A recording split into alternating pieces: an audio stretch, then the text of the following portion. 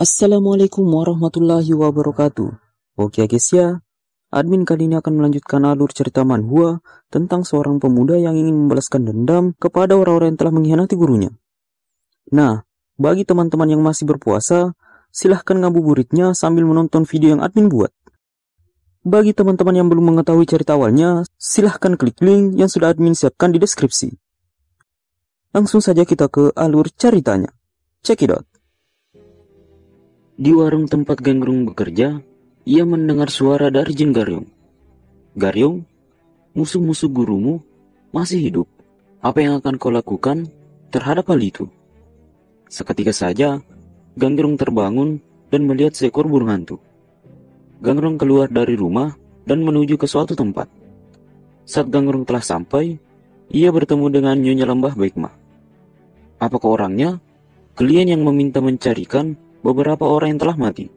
Itu mengagetkanku. Target yang terlibat adalah satu hal. Tetapi, aku mendengar dari agen yang menerima kerja darimu bahwa kau mengaku sebagai anak didik si penghancur surga. Apakah itu benar? Apa kau sadar bahwa pekerjaan akan dibatalkan dan kau harus membayar denda jika ketahuan kau meminta menggunakan identitas palsu? Gangrung berkata, aku tidak tahu yang itu. Tapi itu benar. Kalau aku adalah anak didik dari guru Dokgirong, si penghancur surga. Aku mendengar dari warga desa kalau Lembah Baikmah melakukan pekerjaan ini demi uang. Mendengar perkataan itu, Jin Garyong berkata, menemukan orang adalah spesialisasi kami. Kau datang ke tempat yang benar. Tapi harganya tidak sedikit. Itu tergantung dari waktu yang dihabiskan dan biaya tak terduga apabila terjadi sesuatu. Tapi kami menyuguhkan pekerjaan kami karena harganya yang tinggi. Omong-omong, namaku adalah Garyong, dan aku adalah agen cantik dari Lembah Baikmah yang mengurus kasusmu ini mulai dari hari ini. Senang bertemu dengan kau. Kau sepertinya seumuran denganku. Jadi kau bisa menanggalkan intonasi formalmu. Gangrung berkata, apa? Itu yang kau katakan saat itu. Tapi kau bisa dipekerjakan untuk membunuh dan menculik orang. Broker informasi macam apa kalian? Dan apalagi, kau adalah ketua dari Lembah Baikmah. Jin Garyong berkata, kupingku. Kapan aku menolak itu? Aku bilang bahwa mencari orang adalah spesialisasi kami. Tapi, kapan aku pernah bilang bahwa cuma itu doang yang kami lakukan? Dan aku tidak ingat memberitahumu bahwa aku bukan ketua dari Lembah Baikmah. Tentang Gawubuk, aku tahu kau marah karena dia. Tapi ada kesalahpahaman di kedua pihak. Tapi karena itu sudah selesai, kau seharusnya tenang saja. Baiklah, kita pinggirkan itu. Kakak besar di sini punya berita besar untukmu, jadi duduklah. Lalu Gangrung berkata, jangan pernah berpikir bahwa kau bisa lepas dari ini. Mendengar perkataan itu, Jin Garyong berkata, waduh, baiklah. Jika kau tidak mau mendengar, maka tidak ada yang bisa kulakukan. Aku tadi sebenarnya mau memberitahumu bahwa kami sepertinya sudah menemukan orang yang selama ini kau cari. Sudah ditemukan. Saat Jin Garyong hendak pergi, Gangrung yang mendengarnya, tiba-tiba aura dari Gangrung berubah. Siapa? Siapa yang kau bilang kalian temukan? Jin Garyong berkata, tepatnya kami belum menemukan dia. Yang mau ku bilang adalah kami yakin bahwa kami menemukan lokasi dia. Tetapi kami tidak bisa memastikannya. Jika itu benar dia, apa yang akan kau lakukan? Dengan wajah serius, Gangrung berkata, aku tidak punya kewajiban untuk memberitahumu, ya kan? Lalu Gangrung pun pergi meninggalkan Nyonya Jin Garyong. Kemudian, di keesokan harinya, Gangrung mengantarkan makanan ke rumah Wubuk. Lalu Wubuk yang melihat Gangrung berkata, tidak sibuk hari ini? Bagaimana kalau kita berbicara sebentar? Gangrung berkata, baiklah. Saat dia di atas jembatan, Wubuk berkata, Ryong, kau dengar, kau adalah anak didik si penghancur surga. Gangrung berkata, iya, itu benar. Kau tidak tahu, Bang? Oh, kalau dipikir-pikir lagi, kita tidak pernah berdiskusi tentang hal personal. Hahaha, semua orang yang dekat denganku tahu itu. Jadi kukira kau sudah tahu. Bahkan aku bilang ke anak-anakmu. Mendengar perkataan itu, dengan wajah murung, Wubuk berkata, jadi itu bukanlah sebuah rahasia besar lagi bagi dia. Bahkan anak-anakku mengetahuinya. Bukankah kau agak sedikit longgar tentang ini? Gangrung berkata, Lagian, itu bukanlah sebuah rahasia yang harus aku rahasiakan. Bubuk berkata, "Oh man, aku tidak tahu apakah kau itu naif atau cuma lugu. Hahaha. Baiklah, maaf tentang itu. Aku akan pergi jauh sekali. Aku tidak tahu berapa lama aku akan pergi. Aku tidak akan tahu sampai aku tiba di sana. Aku berharap kau bisa main sebentar dan mengecek keadaan anak-anakku mulai dari sekarang dan seterusnya ketika aku pergi." Aku berpikir tentang itu dan menyadari bahwa aku tidak punya orang lain yang bisa aku minta tolong untuk hal seperti ini. Ganggung berkata, "Gak masalah, jangan khawatir dan pulanglah dengan selamat. Kalau gitu, aku cabut dulu bang. Mungkin ada lebih banyak pengiriman yang menunggu untuk diantar." Saat Ganggung pergi, Wuk berkata, "Dalam hidup, pasti akan ada waktu di mana kau datang ke persimpangan dan harus memutuskan keputusan apa yang kau ambil untuk dapat maju. Tapi jika kau dalam situasi di mana kau bisa menyesalkan keputusan apa yang kau ambil, kaburlah. Ingatlah bahwa jalan baik dari arah kau datang adalah opsi juga." Kemudian, saat malam hari, Bubuk dengan keluarganya yang sedang tidur, Bubuk tiba-tiba bangun dan bertemu dengan Yang Junghak. Mereka berdua pun pergi meninggalkan keluarga Bubuk. Di warung tempat Ganggung bekerja, Yerin sedang mencari Ganggung. Namun, ia sedang dalam pengantaran. "Baiklah, kalau begitu, sepertinya aku harus melakukan perjalanan ini sendirian. Sudah berapa lama sejak dia muncul dan menggangguku tiap hari dan malam. Aku tidak bisa fokus bekerja di tempat ini." Saat Yerin sedang dalam perjalanan, ia bertemu dengan seorang pemuda. "Nona muda, bolehkah aku bertanya padamu? Aku kesini karena aku dengar ada kesatria pembela kebenaran yang menyelamatkan nyawa adik perempuan kecilku, hidup di sekitar sini. Aku juga diberitahu bahwa selain dia memiliki kemampuan bela diri yang legendaris, orang ini juga memiliki tampan seorang lelaki tampan bagaikan bulan. Apakah kau kenal dia? Nama dia sepertinya membosankan." Yerin yang mendengarnya langsung ingin pergi. Lalu pemuda tersebut menghentikan Yerin. "Tunggu aku, nona muda. Gini loh, aku penasaran apa kau bisa memberitahuku petunjuk ke arah menuju desa Batu Kuning. Baru pertama kali aku ke sini, dan aku tidak tahu kemana arahku." Yerin pun menjelaskan kepada pemuda itu arah menuju desa Batu Kuning. Saat Yerin hendak pergi, ia berkata, "Jika kau jadi bingung, tanya saja sama orang-orang yang kau temui di sepanjang jalan, dan mereka akan memberitahu cara untuk sampai ke sana." "Baiklah, aku akan pergi." Saat Yerin telah menyampaikan pesan dari arwah yang mengetahuinya, ia pun langsung pulang. Saat dalam perjalanan, ia bertemu kembali dengan pemuda yang tadi. Kau sepertinya nona yang tadi baru saja aku temui dekat Gunung Naga Kuning, yang mempunyai wajah yang elok, tapi dia agak sedikit tidak sopan." Seketika saja Yerin berkata, "Gini loh Tuan Kesatria, sudah berapa jam semenjak aku mengasih tahumu bagaimana mencapai desa Batu Kuning. Kenapa kau masih ada saja di sini?" Pemuda tersebut berkata, "Ini pertama kalinya aku mengunjungi daerah bagian ini, dan sepertinya aku tersesat." Yerin berkata, "Diam kau. Jika kau ingin mencapai desa Batu Kuning sebelum matahari terbenam, ikuti saja aku dengan cepat." Saat masih dalam perjalanan, kakek Huang memanggil Yerin. "Yerin, itu benar-benar kau?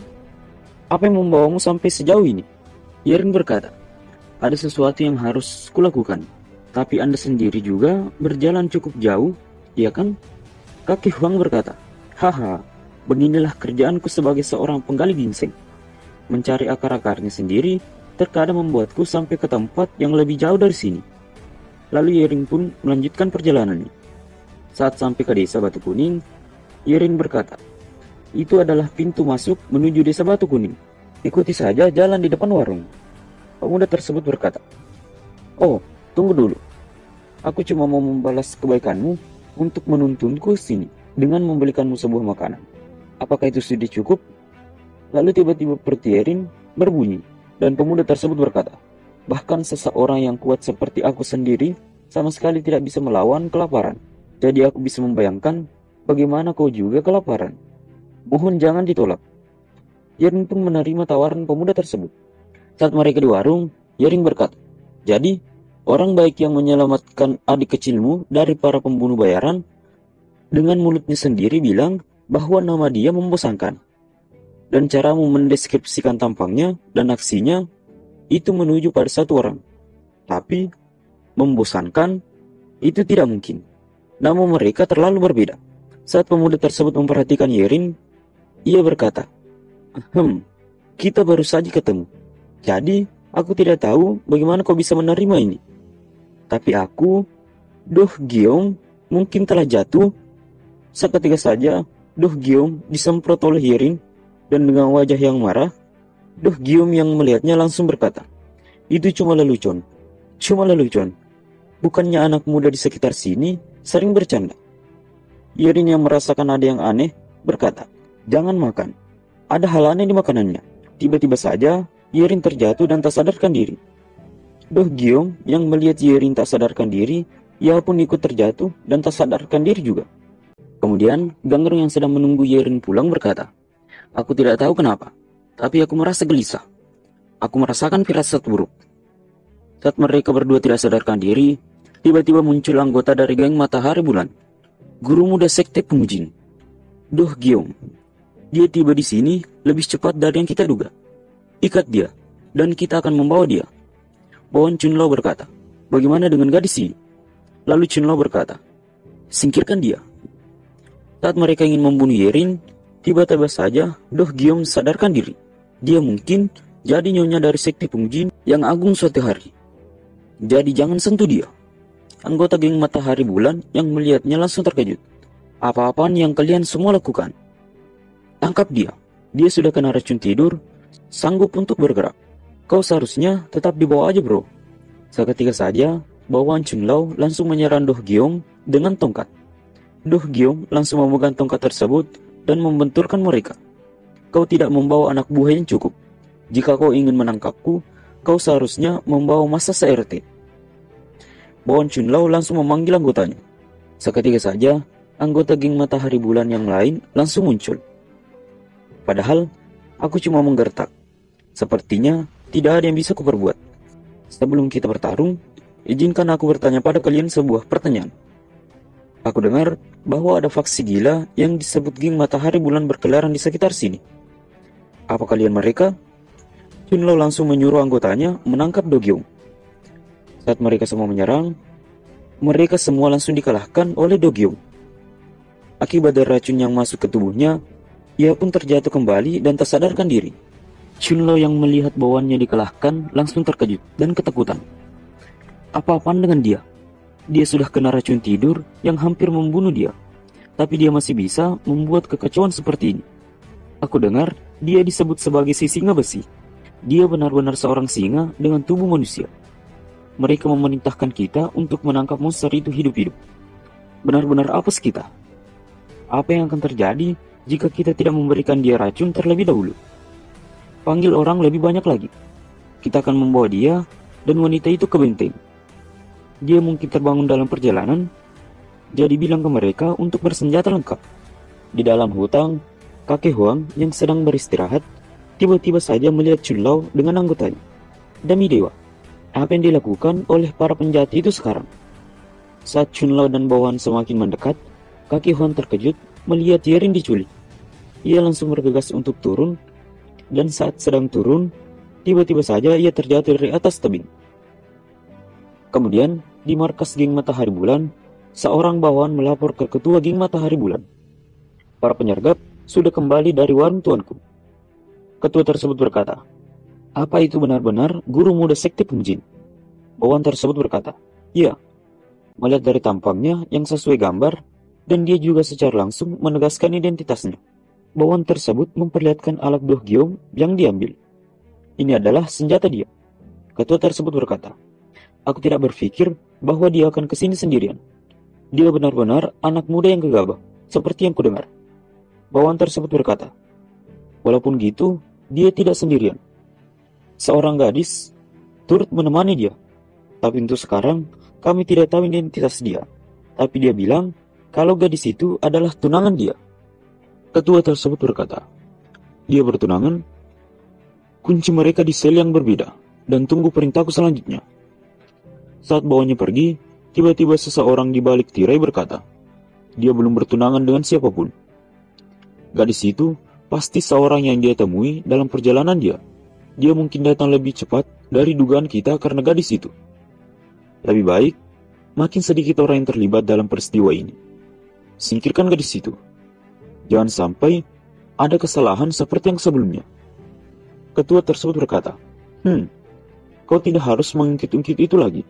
Saat Yerin dan Do Gyong di sel di tempat yang berbeda, seorang bawahan diperintahkan untuk menyingkirkan Yerin. Saat bawahan tersebut ke sel Yerin, ia tiba-tiba tergoda oleh tubuh Yerin. Dia tidak bilang apapun tentang bagaimana cara kita membunuhnya. Kemudian, di tempat Gangrung bekerja, kakek Huang dengan tubuh yang penuh luka sampai di sana. Ibu Yerin yang melihatnya tiba-tiba terkejut dan menamparnya dengan bangku. Seketika saja, kakek Huang tak sadarkan diri. Apakah aku akhirnya juga bisa melihat hantu? Saat Gangrung memeriksanya, ia berkata, dia bukan hantu manajer. Dia Pak Tua Huang, si penggali ginseng. Ini sepertinya tidak bagus. Urat nadinya melemah. Seketika saja, Ibu Yerin berkata, demi Tuhan, apa yang terjadi padanya? Kenapa dia dalam keadaan buruk sekali? Mendengar perkataan itu, Gangrung berkata, ya, aku sih menduga bahwa seseorang mengira dia adalah hantu dan menampar kepala dia dengan sebuah bangku. Ibu Yerin langsung berkata, omong kosong. Pak Tua ini sudah dalam keadaan buruk ketika dia masuk ke sini. Kau pikir ketukan lemah lembut ke kepala bisa membuat seseorang yang sehat menjadi seperti itu? Kemudian di sel Do Gyong dikurung, tiba-tiba saja muncul seseorang yang membuka pintu sel. Kau ada di sini, Gyong? Orang yang membuka sel tersebut adalah Paman Do Gyong. Sudah berapa kali aku bilang padamu untuk berhati-hati. Lihatlah badanmu ini. Apakah kau terkena cedera yang serius? Do Gyong berkata, aku baik-baik saja. Aku menunggu seharian penuh untuk bertemu denganmu di tempat pertemuan. Tapi kau sama sekali tidak mengembari apapun, dan aku tidak bisa menunggu lebih lama lagi. Paman Gyong berkata, ada sebuah alasan kenapa aku tidak bisa mengabarimu. Kita bisa menjelaskan itu di lain waktu. Prioritas kita saat ini adalah melarikan diri dari sini. Di sel Yerin dikurung, saat bawahan tersebut merobek baju Yerin, ia terkejut melihat jimat-jimat yang ada di tubuh Yerin. Lalu bawahan tersebut melepas semua jimat yang ada di tubuhnya. Di warung tempat Gangrung bekerja, saat kakek Huang telah sadar, Ibu Yerin dan Gangrung terkejut saat kakek Huang menceritakan bahwa Yerin telah diculik. Seketika saja, Gangrung bergegas menuju desa Batu Kuning. Akan kubawa pulang dia secepatnya. Lalu Ibu Yerin berkata, desa Batu Kuning, bukannya itu tempat persembunyian mereka, para penjagal yang disebut geng matahari bulan atau semacamnya. Sialan, jika mereka telah mati, sudah pasti itu cuma karma. Mendengar perkataan itu, kakek Huang berkata, maafkan aku seharusnya mengejar mereka dan menyelamatkan dia. Walaupun itu akan membuatku kehilangan nyawaku. Jika melakukan itu, aku mungkin telah meninggal. Tapi setidaknya dia mungkin masih bisa selamat. Tapi kau jahat sekali kakak tua. Kalian berdua mungkin tidak berbagi darah. Dia cuma anak angkat, tapi dia masih anak perempuan. Tega sekali kau menganggap kematiannya sebagai karma. Kasihan Yerin. Dia adalah gadis yang baik. Lalu Ibu Yerin berkata, apa Pak Tua ini sudah gila setelah dia dipukul kepalanya? Kenapa juga Yerin yang akan mati? Yang akan mati adalah para geng penjagal matahari bulan yang berani-beraninya menyentuh dia. Kau bilang begitu karena kau tidak tahu gadis macam apa si Yerin. Ryong pergi untuk membawa dia kembali, bukan menyelamatkan dia. Jika ada yang harus diselamatkan, sudah pasti mereka yang menculik dia. Aku tidak paham bagaimana hal ini terjadi sampai pada poin ini tanpa terjadi sesuatu. Bagaimanapun, jika kita tidak membawa dia lari dari sana sebelum telat, seluruh area di sekitar desa Batu Kuning akan dibanjiri oleh hantu-hantu sebelum malam berakhir. Kemudian, bawahan yang ingin menyingkirkan Yerin berkata, susah loh mengobok-obok badan dia dengan kedua tangannya terikat. Saat ia melepaskan tali yang mengikat tangannya, tiba-tiba sosok hantu muncul di depan bawahan tersebut. Kau sedang berusaha menyelamatkan anak ini, iya kan? Seketika saja bawahan tersebut ketakutan dan menyerang hantu tersebut. Tiba-tiba saja ia berpindah di dimensi lain, dan hantu-hantu yang bermunculan langsung menarik bawahan tersebut. Kemudian, Saat penjaga yang berada di luar sel mendengar suara orang berteriak, ia langsung membuka pintu sel tersebut. Yang ia lihat, bawaan tersebut telah menjadi hantu. Di benteng markas geng Matahari Bulan, para penjaga merasa kebingungan dengan cuaca yang langsung berubah. Ada apa dengan cuaca? Kok tiba-tiba begini? Bukannya tadi cerah sepanjang hari. Saat penjaga tersebut melihat ke bawah, ia terkejut melihat ribuan mayat hidup yang menaiki benteng tersebut. Seketika saja, penjaga tersebut dimakan oleh mayat hidup tersebut. Saat Ganggrung sampai di desa Batu Kuning, ia melihat cuacanya berubah. Apakah aku telat? Dalam waktu sekejap, sebagian anggota dari geng Matahari Bulan di tempat Doh Gyum berada, Paman Doh Gyum secara diam-diam membantunya keluar. Paman tersebut berkata, mereka mungkin sekarang telah menyadari bahwa kau telah menghilang. Kita tidak bisa santai-santai saja sebelum kita pergi jauh dari sini. Doh Gyum bertanya, terus apa yang terjadi dengan ayahku dan Yon? Mendengar perkataan itu, Paman Doh Gyum berkata, mereka berdua aman kok. Jadi, tenang saja dulu. Kami berhasil melarikan diri walaupun hampir saja tertangkap. Kami berlindung di tempat persembunyian yang ada di Gunung Sodo. Setelah itu, aku pergi ke tempat pertemuan kita. Tapi, kau tidak terlihat sama sekali. Aku berpikir kalau kau mungkin menuju ke desa Batu Kuning. Tapi aku tidak kepikiran kalau kau bisa menemukan jalan ke sana secepat itu. Doh Gyum berkata, kalau begitu, siapa yang melakukannya? Paman tersebut menjawab, saat itu sedang gelap, dan mereka semua memakai topeng. Jadi itu sudah pasti sangat susah untuk mengetahui siapa mereka. Tapi tidak dapat dimungkiri bahwa mereka dikirim oleh Aliansi Murim. Mendengar perkataan itu, Doh Gyum langsung terkejut. Aliansi Murim? Tapi bukankah Sekte Pungjin juga bagian dari Aliansi Murim? Kenapa mereka menyerang kita? Paman tersebut berkata, ayahmu tidak menginginkan aku memberitahumu tentang ini sampai kau bisa memakai jubah sebagai seorang Pungjin. Tapi kupikir dia akan mengerti apabila melihat situasi kita saat ini. Sekte Pungjin kita bergabung dengan Aliansi Murim ketika aku umur 5 tahun. Dan ayahmu saat itu 10 tahun. Itu kurang lebih 40 tahun yang lalu. Sampai saat itu, walaupun kita diperhitungkan sebagai paksi yang maut, kita juga tidak dikenal sebagai yang paling budiman. Sebuah organisasi penjaga bersenjata yang sederhana telah mengumpulkan banyak kekayaan. Tapi, itu ada di daerah yang abu-abu. Itulah yang ada dalam pikiran orang-orang tentang Sekte Pungjin. Saat itu, terjadi sebuah perang besar di dunia Murim. Sebuah pertempuran antara sebuah sekte yang kafir di utara yang disebut Sekte Kejam dan guru-guru Murim Kerajaan Tengah melawan musuh terbesar yang mereka hadapi. Aliansi Murim dari faksi yang budiman membentuk sebuah koalisi besar dengan faksi yang maut untuk berhadapan dengan musuh ini. Perang yang panjang dan sengit itu berakhir dengan kekalahan sekte itu. Tapi, kemenangan itu juga membuat aliansi jadi compang-camping. 8 dari 10 orang yang terlibat dalam perang ini tewas. Banyak dari mereka yang selamat juga berpaling dari Murim. Karena berbagai alasan seperti kekecewaan dengan pertempuran terus-menerus antar Murim, atau kesedihan pada kawan-kawan yang tewas. Lalu, beberapa faksi kecil dan mereka yang tidak bertarung pada perang itu untuk menjaga kepentingan mereka sendiri membentuk sebuah aliansi baru dari faksi-faksi yang budiman, yang kelak menjadi aliansi Murim yang kita tahu sekarang. Aliansi Murim yang baru ini, dalam upaya mereka untuk tumbuh dengan cepat, dalam jumlah besar, memasukkan faksi-faksi netral yang tidak budiman maupun maut. Dan itulah bagaimana Sekte Pungjin. Walaupun dengan sejarahnya, bergabung di aliansi Murim, dunia Murim terlihat mencapai era stabil di bawah orde ini. Tapi perdamaian tidak bertahan lebih dari 20 tahun. Penghancur surga. Si Maharaja tertinggi bertualang dari markas mereka di selatan. Si Maharaja tertinggi dan pengikutnya meneror dunia Murim dan menaklukkan banyak wilayah di negeri dalam waktu 3 tahun.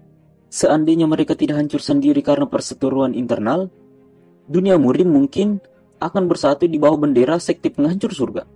Itulah awal dari masalah ini dimulai. Lebih dari setengah faksi-faksi netral yang bergabung dengan aliansi Murim kemudian keluar dan bergabung dengan sekte penghancur surga atas kemauan mereka sendiri dan bersumpah loyal pada si Maharaja tertinggi dan tidak bertarung dengan dia. Oleh karena itu, ketika sekte penghancur surga hancur lebur, mereka juga mengalami nasib seperti sisa-sisa sekte itu. Semenjak itu, sikap aliansi Murim terhadap faksi-faksi anggotanya mulai kelihatan berubah. Pada awalnya, itu cuma sebatas diskriminasi kecil antara ini dan itu. Tapi seiring waktu, mereka secara terang-terangan makin melantarkan faksi-faksi yang netral.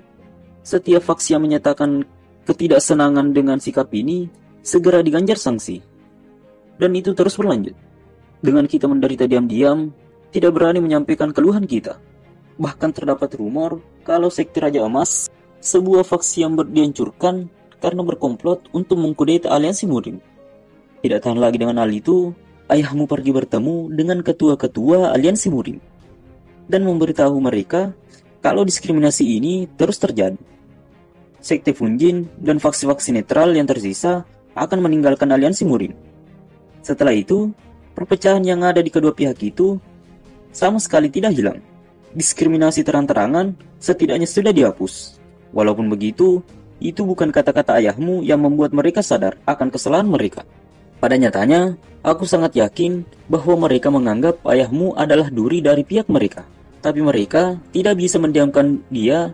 Secara aliansi Murim akan semakin miskin apabila tidak mendapatkan dana terus-menerus dari sekte Funjin. Jika mereka mampu, dengan senang hati, mereka akan menyita kekayaan kita dengan cara yang sama saat mereka berkomplot menghancurkan sekte Raja Emas. Tapi, pengaruh sekte kita pada faksi-faksi netral yang lain, dan kekuatan luar biasa dari ayahmu, si Singa Besi, yang bahkan sampai membuat sisa-sisa sekte penghancur surga jadi gemetaran. Tidak salah lagi menghalangi mereka untuk melakukan rencana mereka. Dan hal itu terus terjadi sampai saat ini. Dengan aliansi Murim dan faksi-faksi netral saling menyimpan rasa tidak suka satu sama lain. Tapi yang terjadi sekarang, ayahmu tidak siuman selama setahun ini, menderita karena penyakit yang serius. Dan aku yang terus-menerus menjadi bayangan dia, bukanlah orang yang bisa mengintimidasi mereka. Selain itu, seni bela dirimu belum sampai level di mana kau bisa mengklaim gelar Singa Besi. Jadi mereka mungkin tidak ada pilihan lagi selain beraksi sebelum kau menjadi makin kuat. Doh Gyeom yang mendengar cerita pamannya, ia berkata, "Aku tidak tahu bagaimana bisa menerima ini. Semuanya secara tiba-tiba." Saat mereka masih berbicara, ia tiba-tiba ditemukan oleh penjaga. Dan dengan cepat, paman Doh Gyeom langsung menebas penjaga tersebut. Paman tersebut berkata kepada Doh Gyeom yang sedang kebingungan, "Apa kau bisa lari? Sepertinya bagi kita berdua untuk keluar dari masalah ini agak ribet. Jika seperti itu, tolong pikirkan apa yang telah aku katakan. Karena kau telah sampai ke sini, sudah pasti apa yang mereka incar. Jadi kau mesti melindungi itu dengan segala cara." Segel yang diturunkan pada tiap pewaris keluarga secara turun-temurun. Apa ayahmu pernah memberitahumu di mana Churyo yang bisa membuka ruang besi tersembunyi sekte Funjin? Mendengar perkataan itu, Doh Gyeom berkata, "Iya, dia pernah memberitahuku tentang itu." Paman Doh Gyeom yang mendengarnya berkata, "Lega sekali. Benda itu sudah pasti adalah hal yang penting bagi masa depan dan sekte Funjin. Jangan pernah memberitahu siapapun tentang itu. Dan simpan saja pengetahuan itu pada dirimu sendiri. Karena aku lawan mereka dan berusaha menahan mereka sampai kau berhasil kabur." Saat pamannya hendak pergi, Doh Gyeom berkata, "Paman, karena tidak pasti apa aku bisa melarikan diri dari tempat ini dengan aman, aku pikir kau seharusnya tahu tentang itu juga. Untuk jaga-jaga tentang tempat di mana segel itu dijaga." Doh Gyeom pun memberitahukan tempatnya kepada pamannya. Saat pamannya telah pergi, ia bertemu dengan para penjaga dan membiarkannya lewat. Paman Doh Gyeom pun tersenyum dan pergi. Di tempat Doh Gyeom muncul sesosok bayangan yang selalu berada di sisinya. "Bodoh, itu adalah satu hal yang membuatmu terus hidup. Dan kau cuma pergi dan memberikan itu saja pada mereka." Doh Gyeom yang mendengarnya menjadi kesal. "Diam." Kemudian, tiba-tiba saja penjaga datang dan ingin menyerang Doh Gyeom. Bayangan tersebut hanya tersenyum dan berkata, "Lihat, kan sudah aku bilang. Apa aku pernah salah sekalipun? Waktunya untuk mengalah sekarang." Doh Gyeom berkata, "Aku bilang diam." Saat penjaga menyerang Doh Gyeom, ia langsung menghabisinya. Penjaga yang berada di belakang berkata, "Mereka bilang dia telah diracun dan bahkan tidak bisa berdiri. Dari mana dia mendapatkan kekuatan monster seperti itu?" Saat Doh Gyeom berdiri menggunakan pedang, tiba-tiba saja seseorang melemparkan pedang ke arah Doh Gyeom dan menusuknya. Orang itu adalah pamannya sendiri. Paman tersebut berkata, "Kenapa kalian berdiri begitu saja? Apa kalian mengharapkan aku untuk menghabisi dia juga? Dasar orang tidak berguna. Aku kesini hanya untuk jaga-jaga. Dan tidak ada yang selesai jika aku tidak melakukannya sendiri. Bayangan yang melihat Do Hyum dikalahkan, ia hanya tertawa.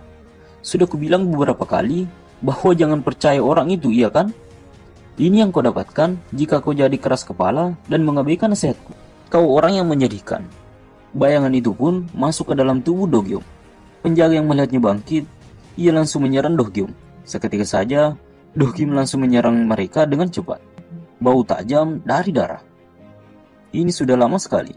Do Hyum berkata kepada para penjaga, apa yang kalian lakukan? Karena ada kerjaan yang kalian lakukan, kalian tidak bisa pergi ke bawah sini kan? Ayo marilah kita berdansa. Lucu sekali muka kalian yang ketakutan. Kalian semua belum pipis di celana kan?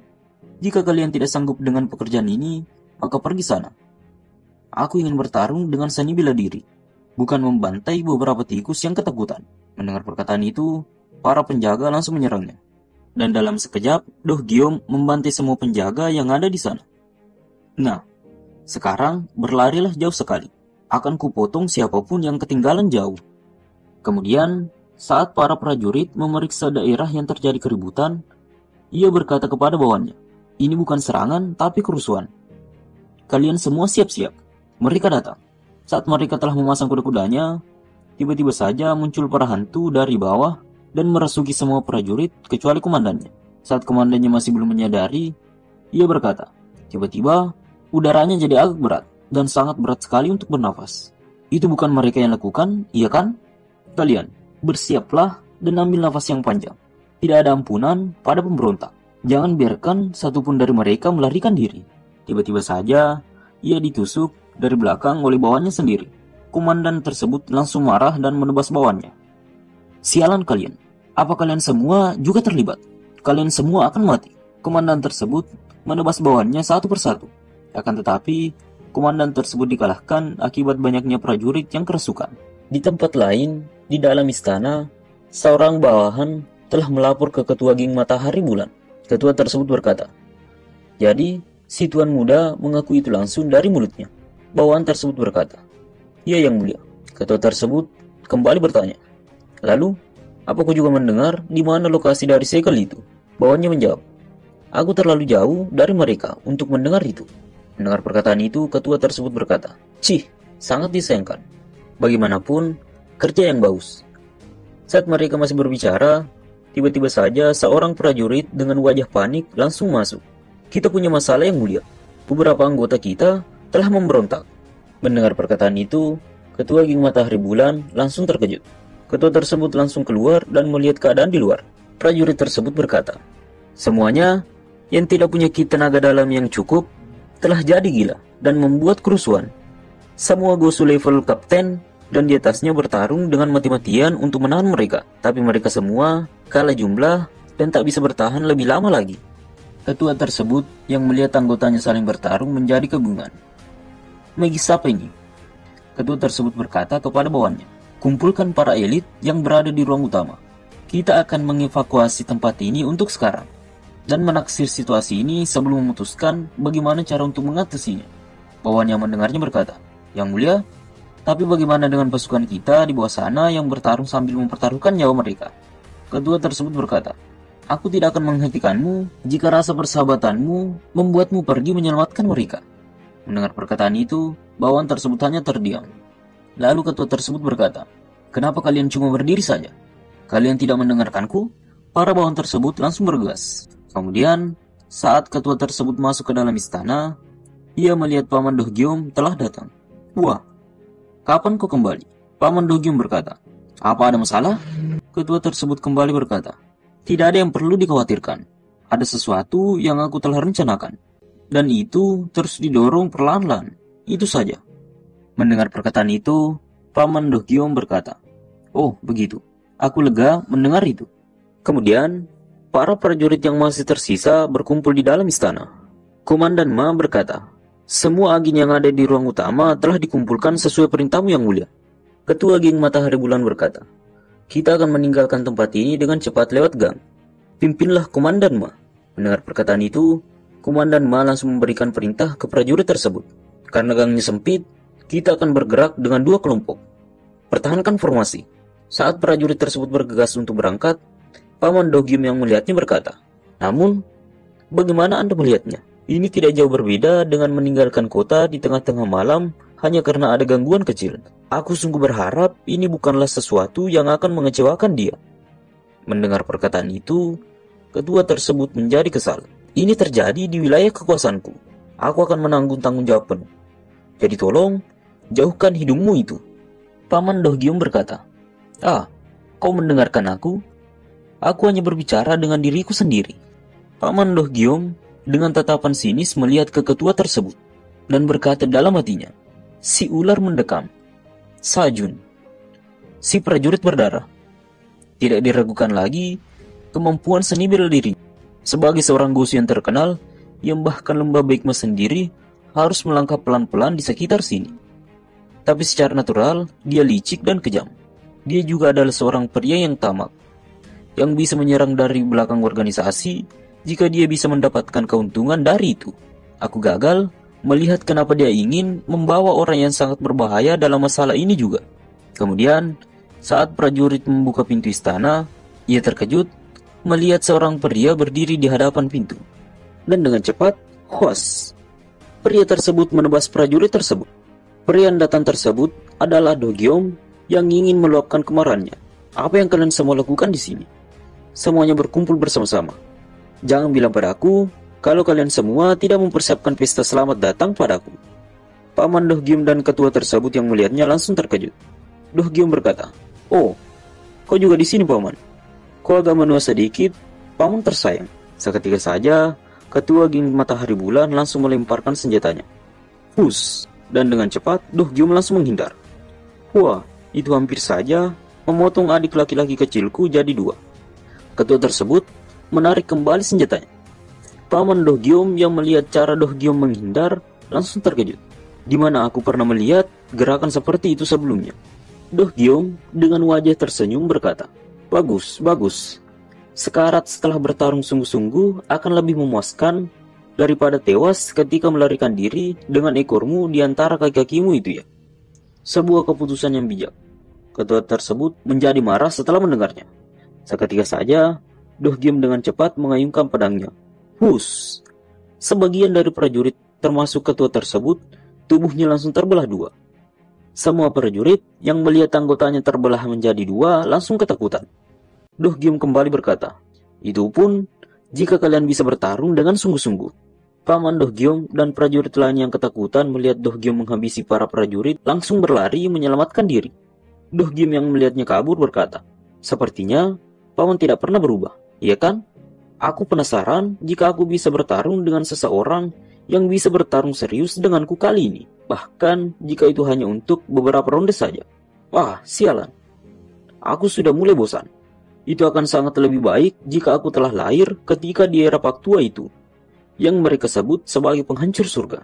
Kemudian, di tempat Gangrung berada, semua prajurit saling membunuh.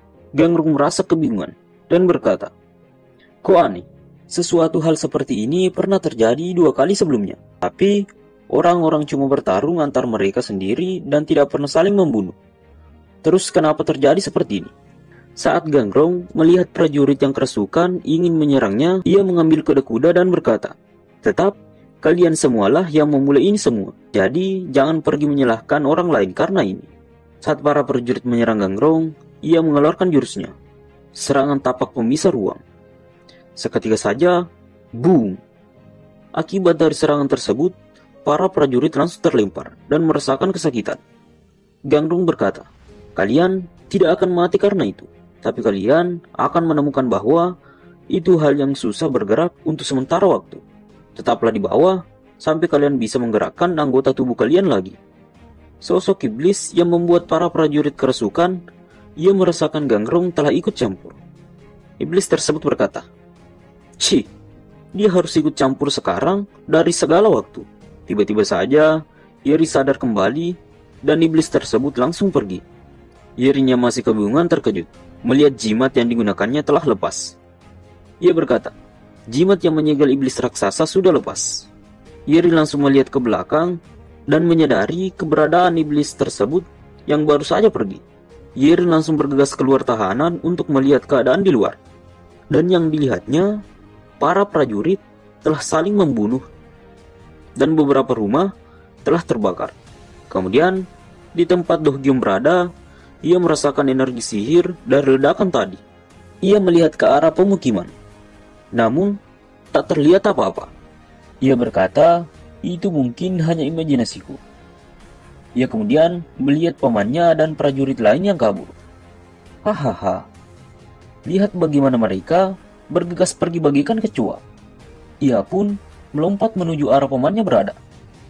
Paman Do Gyum yang masih berlari karena ketakutan, ia berkata, ini tidak bisa dibayangkan. Kok bisa si tolol itu Do Gyum menjadi sekuat ini? Saat ia melihat ke belakang, paman Do Gyum terkejut melihat Do Gyum telah datang dan menebas prajurit yang berada di bagian belakang. Hus! Semuanya hanya berteriak kesakitan setelah ditebas. Para prajurit yang berada di depan berbalik arah untuk melawannya. Berputarlah dan bertarung. Kabur dan kalian hanya akan mati lebih cepat.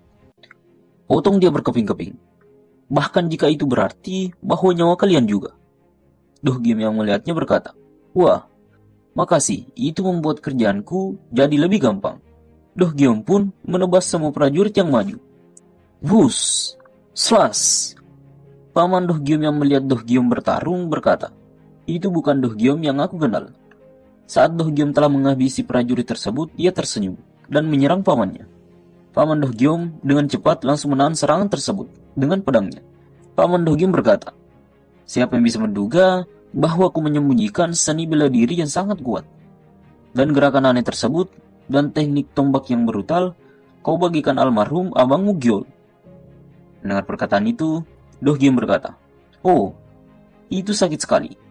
Aku adalah Gyol paman, keponakanmu yang telah kau bunuh dengan diracun. Mendengar perkataan itu, paman Do Gyum langsung terkejut. Seketika saja, Do Gyum menyerang pamannya membabi buta, dan pamannya tersebut hanya bertahan. Celang, celang, celang. Paman Do Gyum tidak dapat menahan semua serangan tersebut.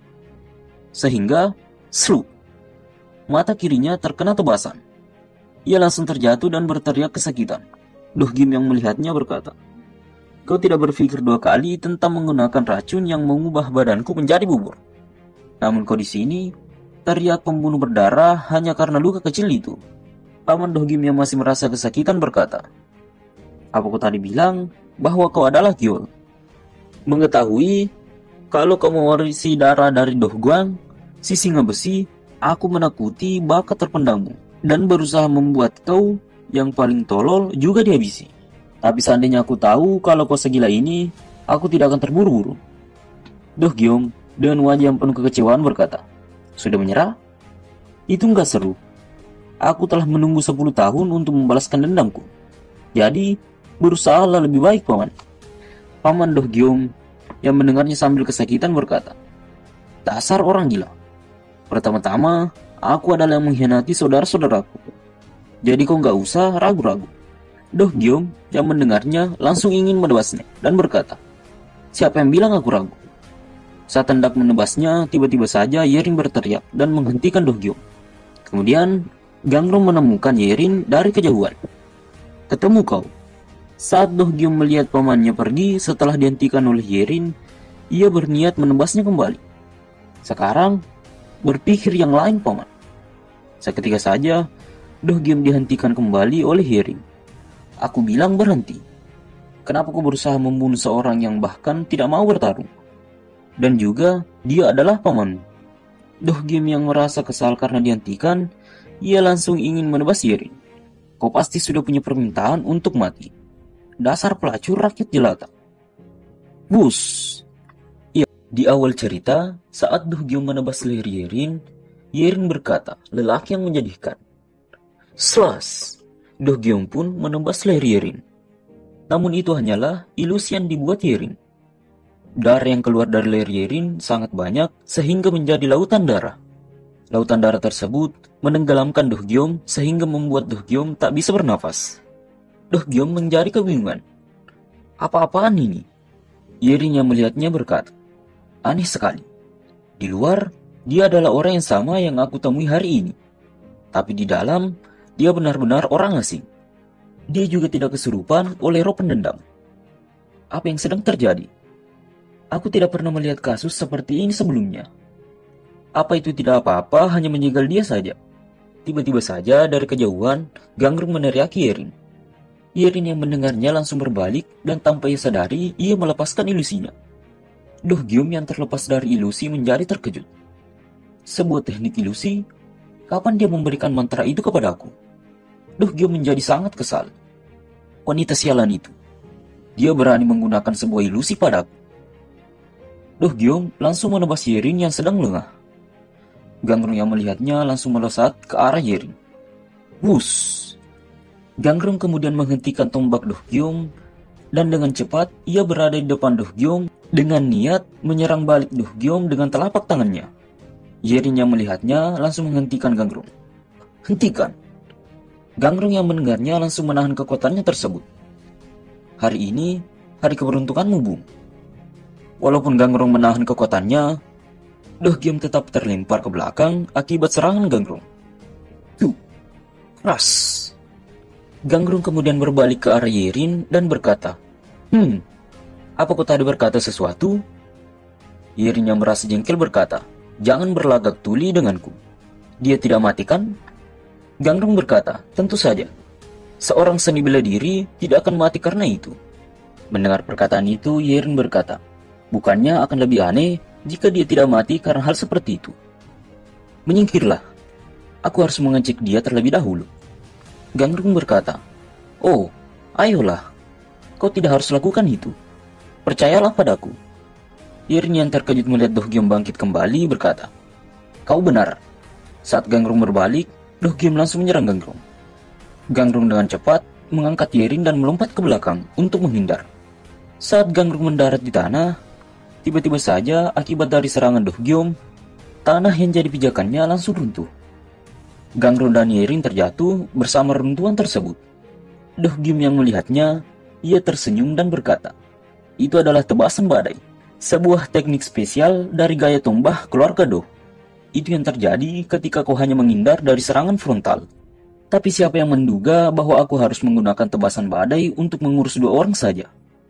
Do Hyum mencari kembali pamannya yang sedang kabur, dan ia melihat pamannya masih berlari menuju gerbang utama. Kau hanya sampai sejauh itu? Segala kesempatan yang aku kasih ke dia, tiba-tiba saja ia merasakan reruntuhan batu yang menimpa Gangrung dan Yerin bergerak.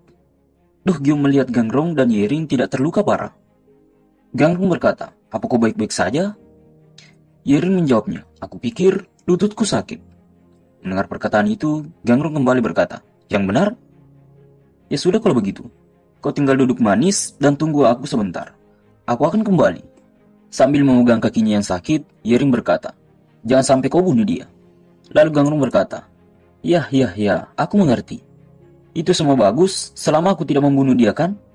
Do Hyum yang melihat Gangrung mendekat berkata, waduh, terkutuk sekali diriku. Aku tidak menduga kau akan merangkak dari sana tanpa luka yang banyak. Aku tidak tahu trika apa yang kau gunakan. Gangrung yang mendengarnya hanya terdiam. Dan tiba-tiba saja, ia memukul tanah yang menjadi pijakan Do Hyum. Seketika saja, tanahnya pun langsung hancur, dan Do Hyum dengan cepat melompat ke belakang. Yerin yang melihatnya langsung memarahi Gangrung. Kau akan membunuh dia kan? Mendengar perkataan itu, Gangrung hanya tertawa kecil dan berkata, tidak, itu hanya sebuah peringatan kecil. Ya, peringatan kecil. Aku pikir lebih baik aku memperlebar jarak antara kalian berdua. Seketika saja, Do Hyum langsung menusuk Gangrung, dan dengan cepat, Gangrung menghindar dan melompat ke belakang Do Hyum. Ia langsung menekan titik vital Do Hyum pada bagian leher. Tetapi itu tidak mempan. Do Hyum hanya tersenyum. Kemudian, Gangrung menendang kembali Do Hyum dan membuatnya terlempar. Ia bangkit kembali dan menyerang Gangrung dengan tombaknya. Tarian spiral pungjing. Swas! Semua serangan dari Do Hyum dapat dihindari oleh Gangrung dan memperdekat jarak tersebut. Saat Gangrung berhasil mendekat, ia menangkap tombak milik Do Hyum dan memukul wajah Do Hyum. Ia terlempar kembali ke belakang. Kemudian saat Do Hyum terlempar, ia bangkit kembali dan membuat Gangrung terkejut. Dia masih bisa berdiri? Tidak peduli betapa tangguh dirinya. Pukulan itu seharusnya membuat dia pingsan setidaknya setengah hari.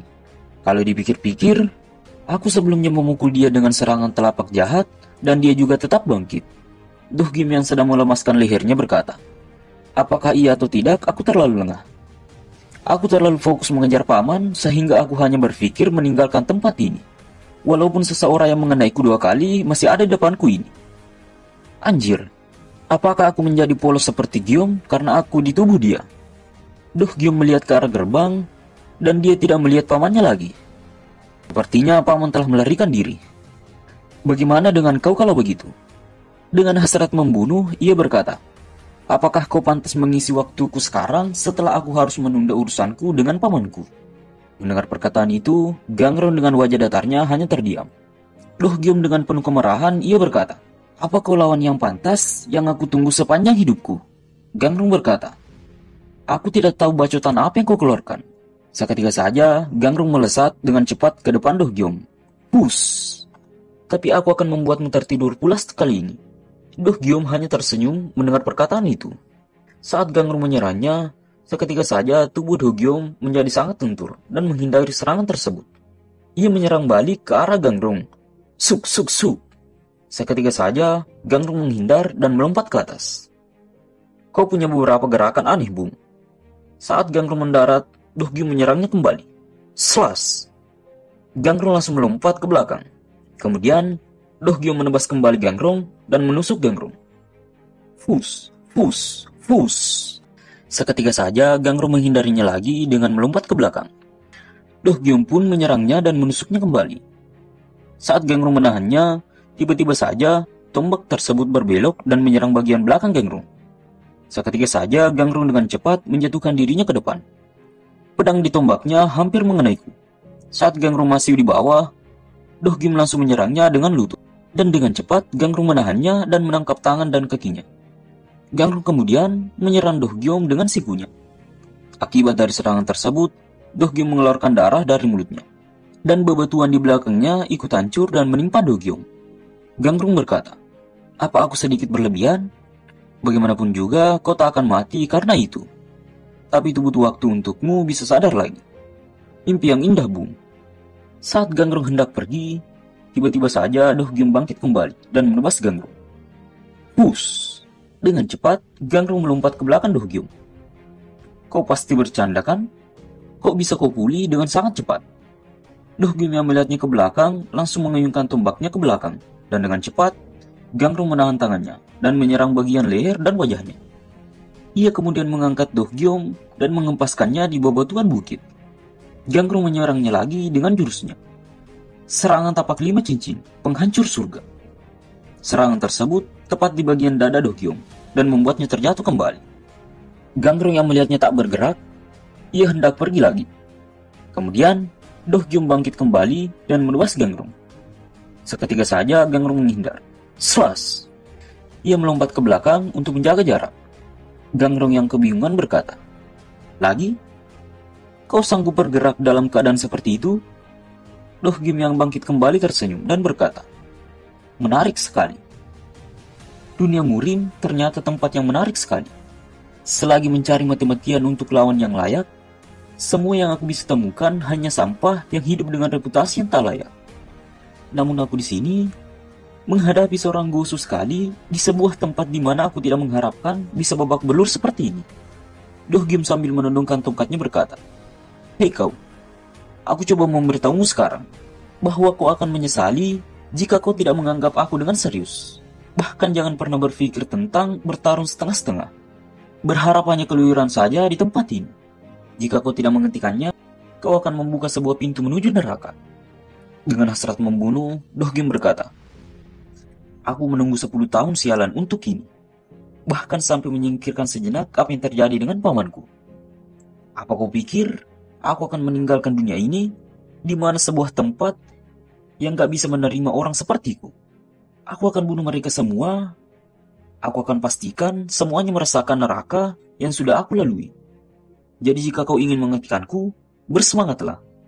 Gangrong yang mendengarnya berkata, siapa juga yang peduli? Aku nggak peduli siapa kau atau apa yang kau rencanakan. Tapi jika kau tidak mau kehilangan kemampuan seni bela dirimu, lebih baik kau jangan bergerak untuk sementara waktu. Doh Gyum berkata, Kau bukanlah alat tertajam di gudang. Tiba-tiba saja ia merasakan keanehan dari tubuhnya dan terjatuh. Ia tiba-tiba saja mengeluarkan darah dari hidungnya. Kemudian Gangrung berkata, "Kaulah yang gak tajam. Aku sudah mengecokkan titik ki dalam tubuhmu dengan tapak 5 cincinku.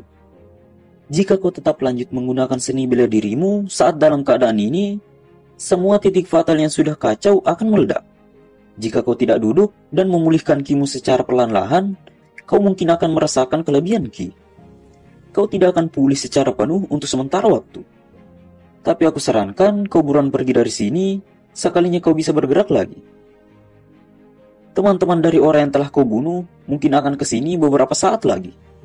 Setelah diberikan peringatan dari Gangrong, Dohyun tetap tak mendengarkannya. Ia tetap memaksa dirinya untuk menyerang Gangrong. Akan tetapi serangannya meleset. Akibat dari serangan yang ia paksakan, tulang bahu dan tangan kanannya langsung retak.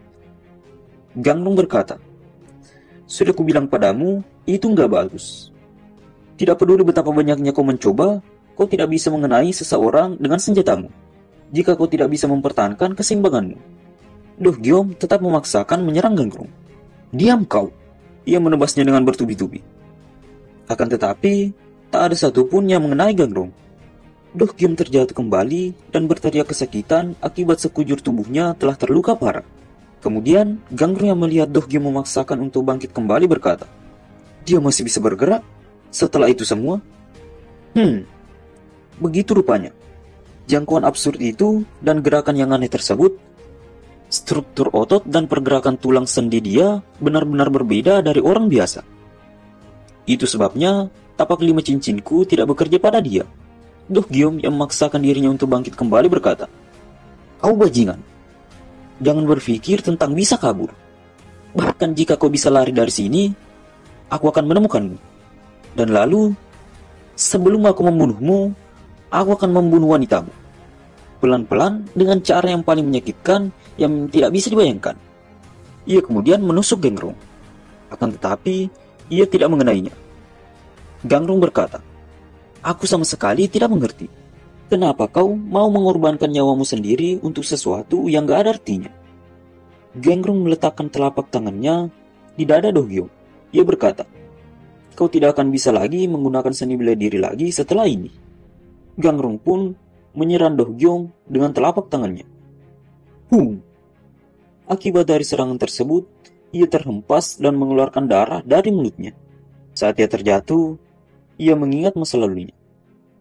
Gyeol, atau kakak yang merasuki tubuh Dohyun, saat ia masih kecil, ia memiliki tubuh yang sangat lemah. Ayah Dohyun bertanya kepada Tabib, "Tubuh tulang metastatis?" Tabib berkata, "Iya, itu adalah filosofi yang benar-benar langka, di mana arus dari Qi yang menghubungkan berbagai titik Qi di dalam tubuhnya terbalik dibandingkan orang biasa." Mendengar perkataan itu, ayah Dohyun berkata, "Hentikan kata-kata tak berguna itu. Langsung ke intinya saja." Tabib tersebut berkata, selagi dia tidak punya masalah mempelajari seni bela diri Qi luar, tubuhnya tidak cocok untuk mempelajari teknik Qi dalam. Tentunya, dia masih bisa belajar teknik Qi dalam jika dia mau. Tapi saya tidak menyarankan menggunakan itu di pertarungan sebenarnya. Ayah Dohyun yang mendengar itu berkata, "Apa yang terjadi jika dia menggunakan itu?" Tabib tersebut kembali berkata, "Apa yang akan terjadi jika dia menggunakan teknik tingkat lanjut yang membutuhkan manipulasi Qi dalam? Tergantung betapa keras latihan yang dia lakukan. Dia mungkin bisa melakukan beberapa gerakan. Tapi semakin sering dia menggunakan itu, makin banyak Qi dia akan mulai mengalir ke arah sebaliknya. Jika dia tetap menggunakan teknik itu, meskipun seperti itu, arus balik Qi akan jadi terjerat dan membuat kerusakan internal yang serius." Ayah Dohyun kembali bertanya, "Berarti tubuhnya akan membuat dia dalam keadaan berbahaya daripada lawan bertarung dia?" Tabib tersebut menjawab, "Itu tidak jadi masalah jika menghadapi lawan yang lebih lemah. Tapi jika tuan kecil akan menghadapi lawan yang seimbang dengan dia, atau seseorang yang mempunyai Qi dalam dan luar lebih besar dari dia, yang parah, dia bisa menderita kelebihan Qi dan bahkan nyawanya melayang." Gangrong yang telah membuat Dohyun terhempas akibat serangannya berkata, "Kali ini, aku telah memutarbalikkan alur dari Qi. Tapi aku telah menghindari menyentuh titik fatalmu. Jadi kau tidak akan mati, selama kau tidak akan melakukan hal yang berlebihan. Kau seharusnya bisa hidup yang normal. Kau yang salah karena mengacuhkan peringatanku. Jadi jangan mencoba menyalahkanku untuk ini. Kita kembali lagi ke masa lalu. Ayah Do Gyom bertanya kepada tabib. Sebut saja itu sebuah pengobatan atau terserah kau mau bilang apa. Aku hanya ingin tahu apakah ada cara untuk merubah tubuh anak ini kembali normal. Tabib tersebut menjawab, sepengetahuan saya, tidak ada pengobatan untuk ini tuanku. Tapi aku pernah mendengar sebuah kasus di mana seseorang dengan gejala yang sama dengan tuan kecil bisa kembali jadi normal. Tapi metode yang dia gunakan tidak lebih dari improvisasi yang gegabah. Sesuatu yang susah disebut sebagai pengobatan karena itu hampir tidak mungkin bisa ditiru tanpa keberuntungan yang besar. Jadi tolong Anda skeptis saja dengan itu tuanku. Mendengar perkataan itu, ayah Do Gyom menjadi penasaran. Cepat beritahu aku. Tabib tersebut berkata, itu melibatkan membuat dia dalam keadaan kelebihan ki. Mendengar perkataan itu, ayah Do Gyom langsung terkejut. Kondisi kelebihan ki? Itu tidak masuk akal. Tabib tersebut kembali berkata, oleh sebab itulah saya bilang Anda seharusnya skeptis saja dengan itu. Ayah Do Gyom tetap menyuruh tabib tersebut untuk melanjutkan penjelasannya. Pertama-tama, semua titik ki dia yang tercampur di tubuhnya harus diganggu. Tapi ke-9 titik fatal harus dihindari dengan segala cara. Lalu, alur ki yang menyatukan 12 pembuluh darah ki dan 8 sel ki yang aneh harus diputarbalikkan bersama-sama untuk memicu sebuah kelebihan ki. Akibat dari serangan Gangrong, tubuh Do Gyom terjadi kelebihan ki. Ia hanya bisa berteriak kesakitan. Semua urat-urat milik Do Gyom serasa ingin keluar. Kemudian, tabib tersebut melanjutkan penjelasannya. Sekalinya dia kelebihan ki, dia akan segera mati. Tapi 1 dari 10.000 orang, seseorang yang dengan keberuntungan surgawi akan kembali hidup lagi. Tanah di sekitarnya menjadi retak dan hancur. Gangrong yang melihatnya dari kejauhan, ia langsung terkejut. Do Gyom bangkit kembali dengan aura membunuh yang sangat kuat. Dengan sebuah pedang bermata dua yang menghancurkan berbagai praktisi bela diri yang bercita-cita berjalan di jalan yang terkuat. Metamorfosa terakhir. Gangrong yang melihatnya langsung bersemangat. Nafsu membunuh. Di awal cerita, Gangrong masih mengamati perubahan dari Do Gyom. Rambut awalnya berwarna hitam, tiba-tiba saja berubah menjadi putih. Aneh sekali. Ini terasa seperti ini bukan tubuhku. Do Gyom mengangkat tombaknya menggunakan kakinya. Saat dia memegangnya, tiba-tiba saja ia menebas Gangrong dari kejauhan. Hus! Seketika saja Gangrong menghindar dan melompat ke belakang Do Gyom. Akibat dari tebasannya, tanahnya menjadi terbelah. Hahaha, aku bisa merasakan pergerakanmu sejelas aku melihat mereka dengan mataku sendiri. Do Gyom menusuk kembali Gangrong. Tus! Dengan cepat, Gangrong langsung menghindar. Bebatuan yang ada di belakang Gangrong langsung berlubang. Do Gyom menembas kembali Gangrong. Slas! Ia kemudian menusuknya beberapa kali. Suk! Suk! Gangrong hanya menghindari semua serangan Do Gyom tanpa membalas serangannya. Serangan dari Do Gyom berbeda dengan sebelumnya. Serangannya bagikan meriam yang menghancurkan semuanya. Kau terus menghindar bagikan seekor tikus yang menyelinap. Kalau gitu, coba hindari yang ini. Do Gyom kemudian mengeluarkan kekuatannya. Tarian spiral pengjing. Serangan tersebut lebih kuat dari sebelumnya. Gangrong yang melihatnya merasa akan susah untuk menghindarinya. Ia pun segera mengeluarkan kekuatan pertahanannya. Boom! Akibat dari serangan Do Gyom, semua yang ada di depannya langsung hancur. Do Gyom yang melihat kekuatannya meningkat, ia tersenyum dan berkata, tarian spiral sekuat ini membuatku terasa seperti si kodok di kolam, berpikir bahwa aku yang dulu tak terkalahkan. Apa yang Gyom lakukan ketika dia punya potensi sebesar ini? Seketika saja, Do Gyom terkejut melihat Gangrong yang dapat menahannya. Dia memblok itu dengan tangan kosong. Apa itu sebuah palangki yang memantulkan? Gangrong yang menahan serangan dari Do Gyom semakin bersemangat. Luar biasa. Aku bahkan merasakan sakit di tulang-tulangku. Do Gyom merasa kesal melihat Gangrong dapat menahan serangannya. Dia hanya terlihat seumuran dengan Gyom. Namun dia adalah seorang Gosu dengan lever seperti ini. Aku penasaran siapa dia sebenarnya.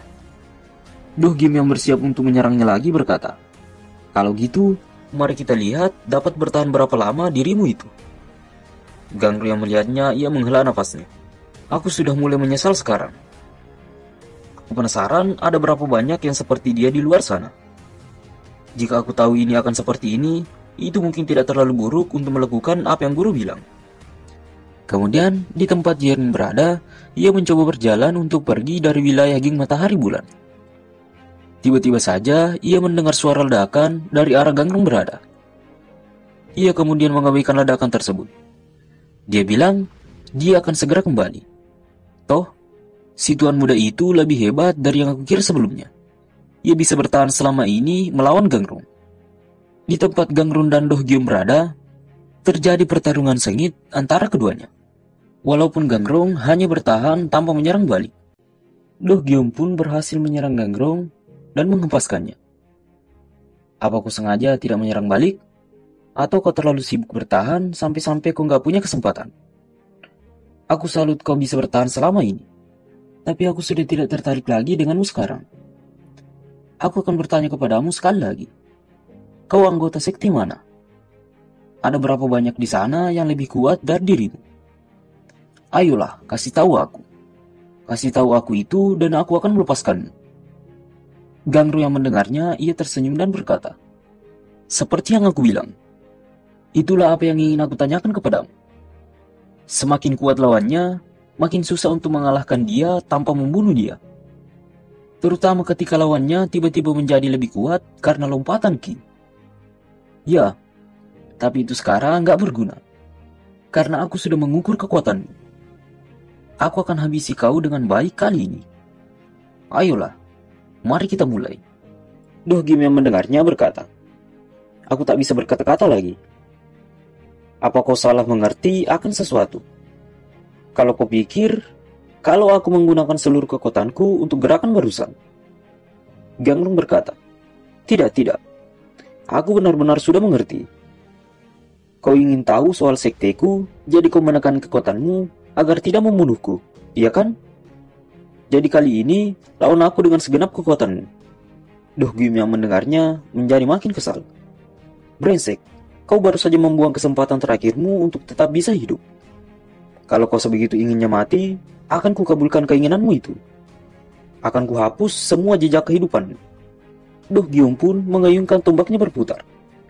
Putaran yang sangat cepat tersebut menarik angin yang ada di sekitarnya. Doh Gyum mengeluarkan kekuatannya. Serangan tombak api, keluarga Do, gerakan ke-13. Pemusnah Empyrean. Semakin lama tombaknya ia ayunkan, semakin besar pula putaran yang ia ciptakan. Seketika saja dari putaran tersebut keluar serangan yang dahsyat secara acak. Gangrung yang melihatnya, ia langsung mengepalkan tangannya dan memukul ke arah tanah, agar tanahnya naik dan menjadi benteng. Akan tetapi, boom, boom, boom. Serangan Doh Gyum tersebut menembus benteng yang dibuat Gangrung. Saat benteng Gangrung hancur, Doh Gyum terkejut melihat Gangrung. Ia lolos dari pemusnah Empyreanku. Tiba-tiba saja terdapat pusaran angin yang dibuat oleh Gangrung. Putaran tersebut menarik bebatuan yang ada di sekitarnya. Gangrung mengeluarkan jurusnya. Serangan penghancur surgawi, pukulan putaran kegelapan. Seketika saja, Doh Gyum terkejut melihat jurus tersebut. Bagaimana bisa ia menggunakan seni bela diri penghancur surgawi terbaru itu? Sialan kau. Kau bukan apa-apa selain sampah dari zaman dulu. Doh Gyum pun mencoba menebas pusaran angin tersebut. Sayatan silang punjing. Slash. Pusaran angin tersebut pun terbelah. Akan tetapi pusaran tersebut terbentuk kembali. Doh Gyum mencoba kembali menusuk Gangrung. Akan tetapi tombak tersebut langsung berbelok mengikuti pusaran angin tersebut. Seketika saja, Gangrung menempelkan tangannya di telinga Doh Gyum. Pukulan telapak tangan pemisah jarak. Push. Akibat dari pusaran angin yang dibuat Gangrung, pusaran tersebut memporak-porandakan wilayah sekte Matahari Bulan. Dirinya melihat pusaran tersebut dari kejauhan berkata, Sepertinya mereka sedang bersenang-senang. Saat pusaran angin tersebut hilang, semua bangunan yang ada di sana telah hancur, beserta Do Gyong yang telah tumbang dan tak berdaya. Saat ia telah kalah, ia melihat masa lalu adiknya. Kakak adalah pahlawanku. Seorang jenius yang bisa mengungguli ayah pada umur 15 tahun. Meskipun begitu, ia tidak sombong dan baik pada orang-orang di sekitarnya. Ia selalu tersenyum kepada orang-orang di sekitarnya. Saat itu, ia adalah kebanggaan ayah dan harapan bagi sekte Pungjin. Tapi aku tidak mengerti kenapa kakak jadi gila. Itu dimulai tepat setelah ibu terbunuh dalam sebuah penggerebekan bandit. Tapi aku tak tahu apakah itu adalah penyebab langsung kematiannya. Entah bagaimana, setelah itu ia jadi seperti orang gila. Menjadi seorang pembunuh yang haus darah. Awalnya, kegilaan itu hanya ditujukan pada kelompok bandit yang muncul di dekat kediaman kami. Tapi setelah itu, ia menyimpang jauh. Bahkan menjadikan artis bela diri terkenal dan prajurit berbudi luhur Murim sebagai targetnya. Kemunculan pembunuh berantai fanatik yang membunuh siapapun tanpa pandang bulu, mengejutkan semua orang di Murim. Berbudi luhur ndasmu. Mereka bahkan tak bisa menyelamatkan kulit mereka sendiri. Pembunuh sesuka hati yang dilakukannya berakhir saat identitasnya diketahui. Gyeol kedapatan oleh ayahnya sendiri saat pulang ke rumah yang berlumuran darah. Ayahnya yang memergokinya langsung, ia menjadi kecewa dan sangat marah. Ia dihukum di ruang hukuman. Dan saat ia dibebaskan, ia pun memohon ampun kepada ayahnya. Setelah menjalani hukuman, kakak menjadi dirinya yang dulu. Gyeol berkata kepada adiknya, "Jadilah anak yang kuat, Gyeong. Berbudi luhur maupun keadilan itu semua kata-kata yang tak bermakna. Lakukan apapun yang kau bisa. Gunakan segala yang kau perlu untuk menjadi kuat, agar kau bisa melindungi hal-hal yang harus kau lindungi." Gyeong berkata kepada kakaknya, "Kakak, boleh aku tidur denganmu malam ini?" Gyeol berkata, "Tentu saja." Saat tengah larut malam, Gyeong terbangun akibat mendengarkan kakaknya berbicara sendiri. "Apa yang membuatmu ragu? Bunuh dia." Gyeol berkata, "Tutup mulutmu. Aku tak bisa melakukannya. Aku ingin mengakhirinya sekarang. Aku tak akan membunuh lagi. Jadi kenapa kau tidak lenyap saja?" Tiba-tiba saja sifat Gyeol berubah. "Apa maksudmu? Sejak awal, dia adalah targetmu. Orang yang membiarkan ibu mati karena ia lebih peduli dengan hal bodoh seperti orang yang berbudi luhur dan pandangan orang lain. Selama ia masih hidup, kita tak akan pernah bebas. Bunuh dia, Pal. Setelah itu, ayo kita kembali pada hidup menebarkan yang kita nikmati dulu." Gyeol berkata, "Tutup mulutmu." Gyeom yang melihatnya langsung ketakutan. Dan saat Gyeol berbalik, ia langsung pura-pura tidur. Kami tertipu. Kegilaan kakak justru bertambah buruk dibanding sebelum ia masuk ke ruang hukuman. Dan target kegilaan itu, pertarungan saling serang dan bertahan. Beberapa hari kemudian, Gyeol menghadap ke ayahnya. "Aku ingin mempelajari prinsip dasar gaya tombak keluarga Do secara pribadi darimu, ayah." Ayah Gyeol menyetujui permintaan tersebut. "Baiklah, tentukan tanggalnya dan beritahu aku." Gyeom yang melihat kakaknya berniat jahat, ia langsung kebingungan dan ketakutan. Dia gila. Kakak benar-benar jadi gila. Aku harus memberitahu ayah soal ini. Tapi apakah ayah akan mempercayaiku? Tidak. Kakak mungkin akan membunuhku sebelum aku melakukannya. Apa ini? Apa yang harus kulakukan? Tapi kakak mati di malam sebelum pertandingannya. Ia diracun. Pamanlah yang membunuhnya. Racun yang digunakan paman diberikan oleh seseorang. Korban yang meneguk racun ini akan mati karena pendarahan dari 9 lubang tubuhnya.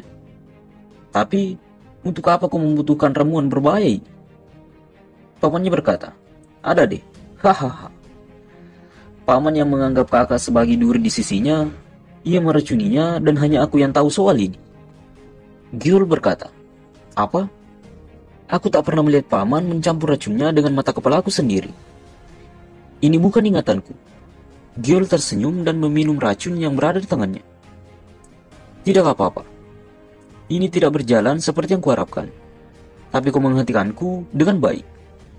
Jadi jangan merasa terlalu bersalah soal ini. Guillaume yang melihat kakaknya mati berkata, "Bohong. Ini bohong. Pamanlah yang membunuhnya. Paman yang menganggap kakak sebagai duri di sisinya, ia meracuninya." Guillaume berkata kepada Guillaume, "Sial, kau sudah mendapatkan ingatan kembali." Sebenarnya, kenyataannya bukanlah seperti itu. Kau pun selalu tahu itu. Kalau kaulah orang yang telah membunuh kakak, kau hanya tak bisa menghadapi kenyataan ini. Lalu aku adalah dirimu. Aku terlihat seperti kakak karena kau yang menginginkannya. Aku ditekan di dalam dirimu agar tak menyeruak. Bersama dengan kenangan-kenangan itu, aku adalah dirimu yang sebenarnya. Mau kau menerimanya atau tidak, aku akan selalu berada di sisimu. Mendengar perkataan itu, Dohgim langsung mengeluarkan air matanya dan menangis. Gangrung yang melihatnya, ia langsung berlari pergi. "Tidak, aku tidak mendengar itu. Aku akan segera menjemput Yering dan pulang ke rumah. Aku sudah muak dengan semua ini." Kemudian di tempat Yering berada, ia membakar jimat yang telah lepas darinya. Seketika saja, semua hantu yang merasuki prajurit tersebut langsung keluar dari tubuhnya dan pergi. Gangrung langsung menghampiri Yering.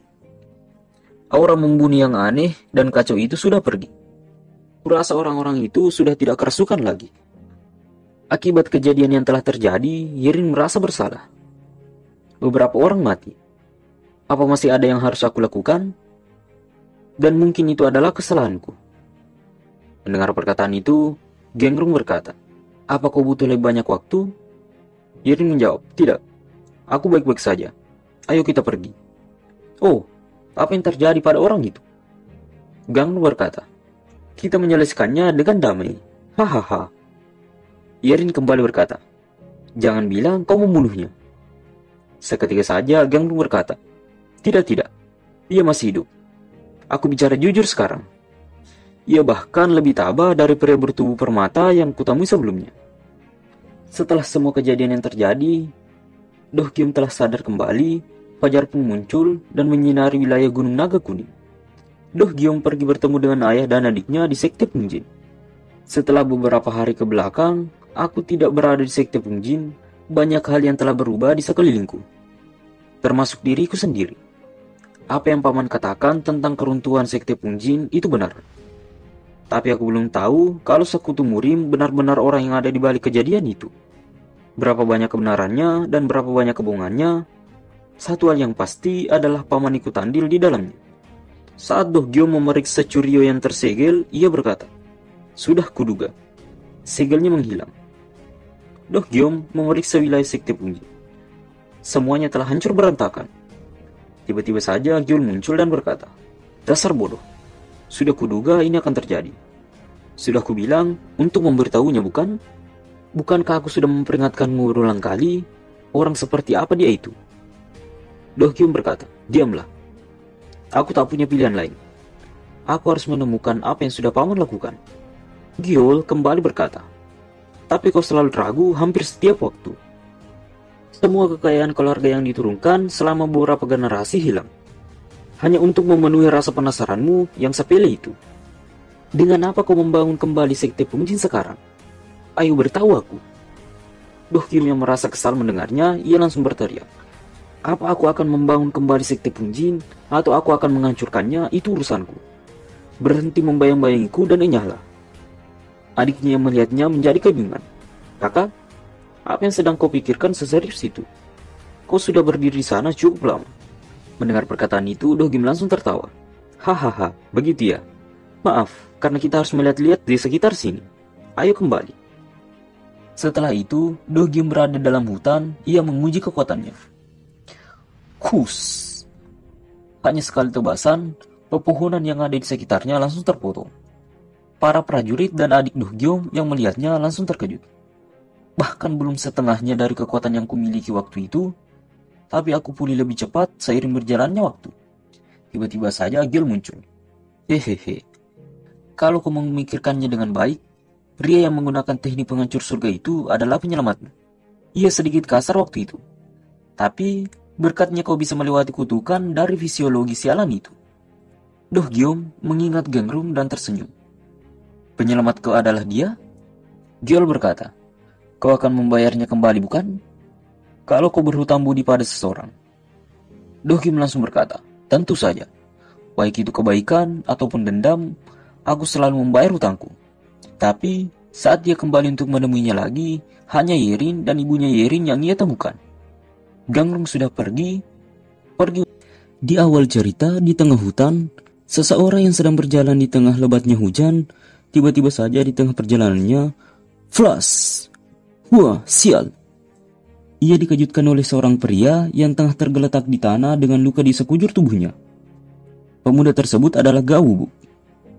Saat pengembara tersebut mengecek kondisinya, ia masih merasakan denyut nadinya. Wah, ia masih hidup, padahal keadaannya parah begini. Benar-benar anak muda yang luar biasa. Pengembara tersebut pun membawa Gawubuk untuk diobati. Kemudian, di tempat lain, anggota dari sekte Nesen yang telah diperintahkan untuk mencari Gawubuk yang melarikan diri dari tahanan. Saat sedang mencari Gawubuk, ia menemukan sebuah cahaya yang ada dalam gua. Anggota dari Nesen yang pun menuju ke arah gua tersebut.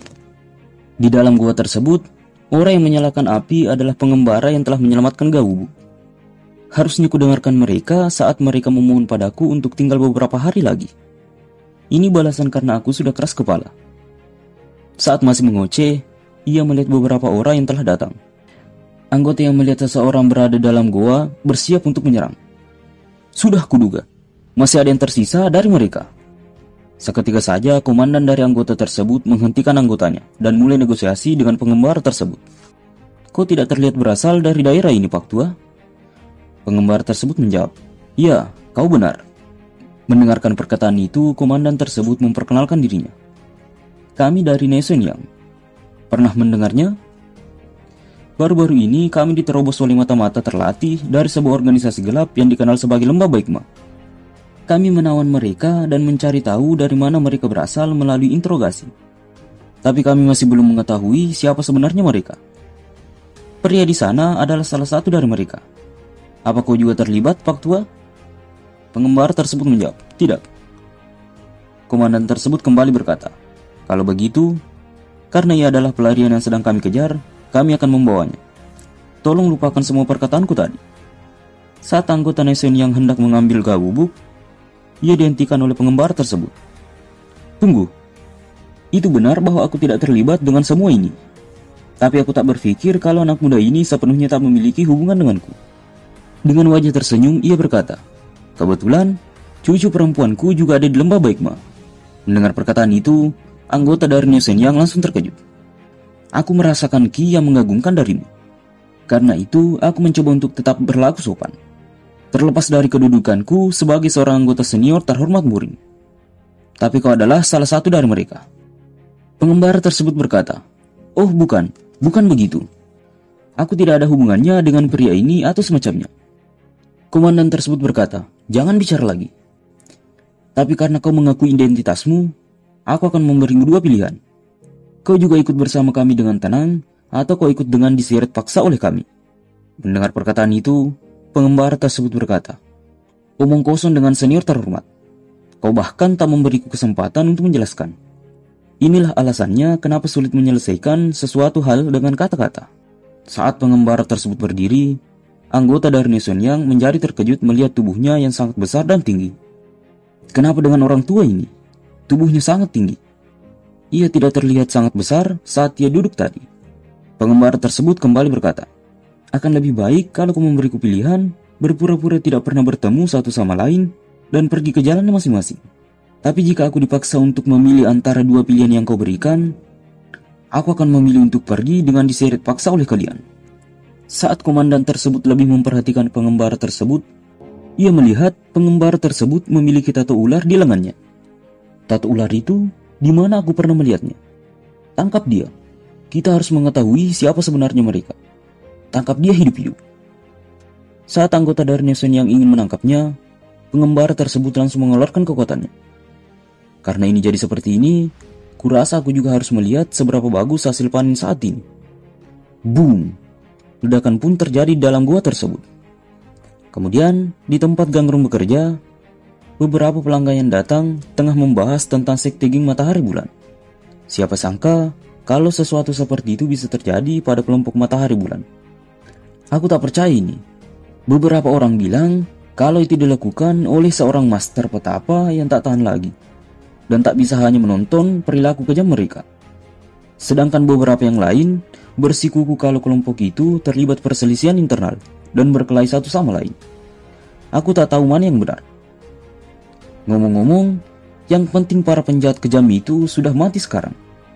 Kecuali satu orang yang bernama Dangui, yang jadi bos mereka sekarang. Penjahat lainnya yang masih bertahan hidup, kebanyakan hanya sekumpulan ikan teri saja. Kelompok itu juga sudah memiliki banyak musuh yang menyimpan dendam lama terhadap mereka. Jadi siapa yang tahu berapa lama lagi mereka akan bertahan. Dan ku dengar kalau banyak dari mereka yang membelot. Riwayat mereka hampir tamat. Itu balasan untuk semua hal mengerikan yang telah mereka lakukan. Saat Gangrong sedang istirahat sambil mendengar percakapan pelanggannya, tiba-tiba saja Ibu Yerin muncul. Di umurku sekarang, sangat melelahkan bekerja di dapur. Apa Yerin tak akan datang juga besok? Gangrong berkata, mana aku tahu. Kemudian, saat mulai gelap, Gangrong yang keluar dari warung melihat seekor burung hantu yang sedang memanggilnya. Gangrong pun pergi ke tempat yang sering ia kunjungi saat ingin bertemu dengan Nyonya Jin Garong. Saat ia sampai, ia tak melihat seorang pun yang datang. Apa yang belum juga datang? Tiba-tiba saja ia merasakan ki seseorang yang ia cari dan ia benci. Gangrong kemudian mengingat perkataan gurunya. Ingat, kalau asal-muasal ki mereka sama denganmu, saat kau bertemu dengan mereka, tubuhmu akan lebih dulu merasakannya dibanding pikiranmu. Seketika saja, Gangrong pun menghantam dinding tempat orang tersebut bersembunyi.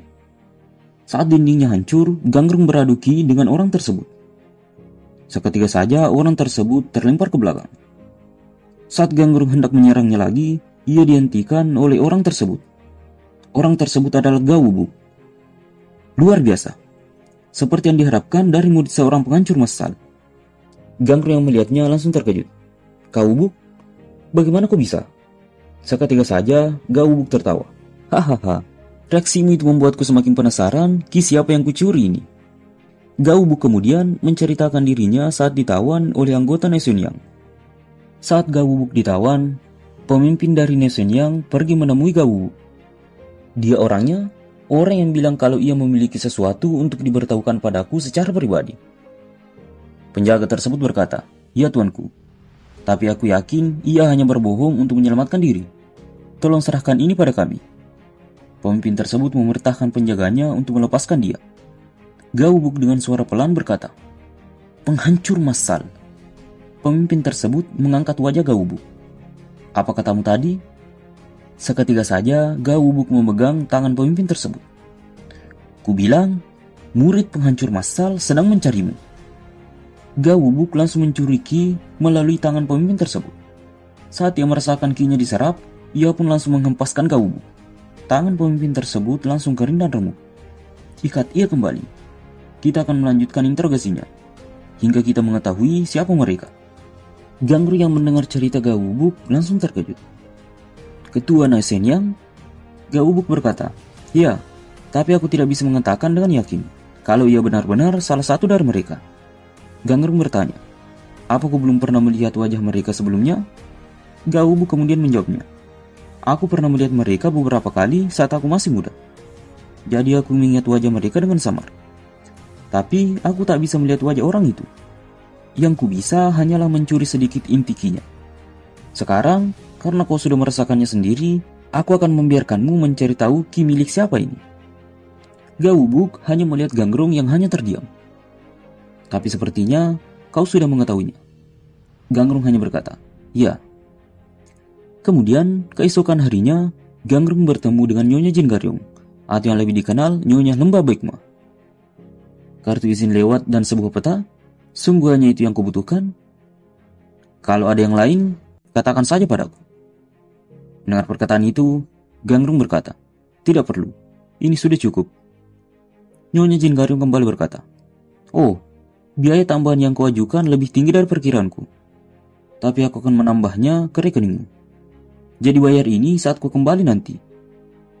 Gangrong bertanya, bisakah aku tidak membayarnya jika tidak bisa mengembalikannya? Seketika saja Nyonya Jin Garong berkata, tentu saja tidak. Lembah Baikma akan pergi ke ujung neraka untuk menagih hutang-hutang yang belum dilunasi. Itu adalah paham bisnis kami. Saat Gangrong hendak pergi dari lembah Baikma, ia bertemu dengan So Jin Hong, atau yang lebih dikenal si pedang iblis. Oi gendut, kau sedang mengiring dumpling sepagi ini atau kau ada urusan denganku? Gangrong yang agak kesal mendengarnya, ia berkata, tidur saja jika kau tak punya hal lain yang lebih baik untuk kau lakukan. Anak-anak sepertimu tidak bisa tumbuh dengan baik jika tidak tidur dengan cukup. So Jin Hong kemudian menasihati Gangrong. Aku tak akan pergi ke sana jika aku adalah dirimu. Orang-orang yang kau kalahkan sebelumnya sepertinya mencium keberadaanmu di sini. Mereka secara tiba-tiba menyebar kebohongan ke seluruh penjuru tempat untuk membalaskan dendam padamu atau semacamnya. Gangrong yang mendengarkannya, ia hanya mengabaikannya dan pergi. Saat di tengah perjalanan, Gangrong merasakan ada yang aneh pada bebatuan yang ada di tengah hutan. Seketika saja, ia melompati bebatuan tersebut dengan sangat tinggi dan jauh. Saat Gangrong telah mendarat, ia mengabaikan bebatuan tersebut dan pergi. Dan betul saja, seseorang tengah bersembunyi di bebatuan tersebut sambil mengamati Gangrong. Orang tersebut adalah ketua sekte ular hitam, atau kakek dari Nyonya Jin Garyong. Luar biasa. Untuk bisa mencapai level setinggi itu di usianya yang masih muda. Aku tak akan percaya jika aku tak melihatnya dengan mata kepala aku sendiri. Sekarang, aku mengerti kenapa aku bisa dikalahkan oleh bocah itu. Aku jadi penasaran siapa masternya. Master anak penghancur besar-besaran ini. Ia kemudian menyuruh Tuan Dang untuk berdiri. Jika itu dulu, aku akan memerintahkanmu untuk mati karena telah mencoreng nama ular hitam. Tak peduli siapapun lawanmu. Tapi mempertimbangkan bagaimana kau melayani cucu pertamaku, aku akan membuat pengecualian khusus dan melepaskanmu kali ini. Ayo kita kembali. Kemudian, di dalam istana lembah Baikma, Nyonya Jin Garyong terlihat panik melihat kakeknya hendak pergi. Kau sudah mau pergi? Tapi kau baru saja sampai ke sini. Apa aku membuat kesalahan? Apa aku membuat marah? Mendengar perkataan itu, ia berkata, tidak, bukan seperti itu. Dengan melihatmu saja, sudah cukup untuk menghapus rasa letih perjalananku. Jadi bagaimana bisa kau membuatku marah? Aku melakukan perjalanan demi memperoleh herbal langka ini untuk teman lamaku yang sedang sakit. Harusnya aku kembali sejak beberapa waktu sebelumnya. Tapi kupikir aku harus mengunjungimu dan ibumu sebentar. Dan akhirnya kepulanganku tertunda hingga saat ini. Lalu tadi malam, aku mendapat kabar kalau kondisi teman lamaku itu memburuk. Nyonya Jin Garyong yang mendengarnya hanya bisa menangis dan memeluk kakeknya. Kalau kau bilang seperti itu, aku bahkan tak bisa menahanmu lagi. Ketua tersebut berkata, terima kasih karena telah tumbuh menjadi anak yang baik. Kemudian di tempat Gangrong berada, tiba-tiba saja arwah dari gurunya muncul. Kenapa sekarang kau ragu? Apa kau takut dikalahkan olehnya? Atau karena janji kecil yang kau buat dengan seorang gadis? Seketika saja Gangrong berkata, tentu saja tidak seperti itu. Aku akan pergi, jadi jangan khawatir. Saat Gangrong membuka peti tempat senjatanya simpan, peti tersebut telah kosong dan Gangrong mengingat sesuatu. Ah, benar juga. Aku menjual semua senjataku untuk membayar hutang pada lembah Baikma. Hahaha. Gangrong kemudian pergi bertemu dengan ibunya Yerin untuk mengatakan kalau dia berhenti bekerja. Apa katamu? Kau keluar dari sini? Gangrong mencoba untuk menjelaskannya. Aku tidak keluar. Hanya meminta cuti, atau aku bisa tidak datang kemari lebih lama. Ada tempat yang harus aku datangi. Ibu Yerin yang mendengarnya, ia berkata, di mana dan berapa lama kau akan pergi? Gangrong berkata, ya, aku sebenarnya belum pernah ke sana. Dan aku berencana untuk kembali. Tapi aku tidak bisa mengatakannya dengan pasti hingga aku sampai di sana. Ibu Yerin yang mendengarnya menjadi kesal dan memukul meja yang ada di depannya. Apa yang kau tertawakan? Kita sedang sibuk-sibuknya belakangan ini. Dan kau meminta izin untuk pergi dengan tidak jelas begitu. Kau bahkan tidak tahu kapan kau kembali. Apa kau sedang bercanda denganku? Keluar atau tetap bekerja? Berhenti pelin-pelan dan pilihlah salah satunya. Seketika saja dengan wajah serius, Gangrong berkata, kalau begitu aku keluar. Ibu Yerin menjadi sangat kesal. Apa yang baru saja aku katakan? Tatap mataku dan katakan sekali lagi. Gangrong yang melihatnya, ia hanya tertawa. Maafkan aku, manajer. Aku tak akan pernah melupakan kebaikanmu. Seketika saja Yerin berkata, "Menyerah saja Bu." Kelihatannya ia sudah memantapkan hatinya. Kemudian di tempat lain, Kapten Wu, orang yang telah menawan Gawubuk, ia berkata kepada bawahannya, "Apa Tuan masih ada di tempat pelatihan?" Bawahannya tersebut menjawab, "Iya Pak, ia masih sama seperti biasanya." Kapten Wu yang mendengarnya, ia memikirkan sesuatu. Apa aku melakukan kesalahan? Bagaimana jika semua insiden berurutan yang terjadi sebelumnya disebabkan oleh kesalahpahaman seseorang? Ia kemudian memberikan perintah kepada bawahannya, "Panggil semua anjing liar. Selama resikonya tidak nol, kita akan menyiapkan ini dengan total. Aku akan mengenyahkan semua ancaman yang ditujukan pada Tuan kita dari sumbernya." Kemudian di tempat ketua Nesen yang berada, ia tengah merasakan firasat buruknya. Akhirnya datang juga si murid penghancur massal. Kemudian saat Gangrong tengah keluar dari warung, tiba-tiba saja Yerin dari atas melemparkan sesuatu ke arah Gangrong. "Bawalah ini, dan juga ini. Uang dari ibuku untuk membantu biaya perjalanan." Ia bilang, "Kau tak boleh kelaparan selama dalam perjalanan." Gangrong yang menerimanya, ia kemudian tersenyum. "Terima kasih, akan kugunakan ini dengan baik.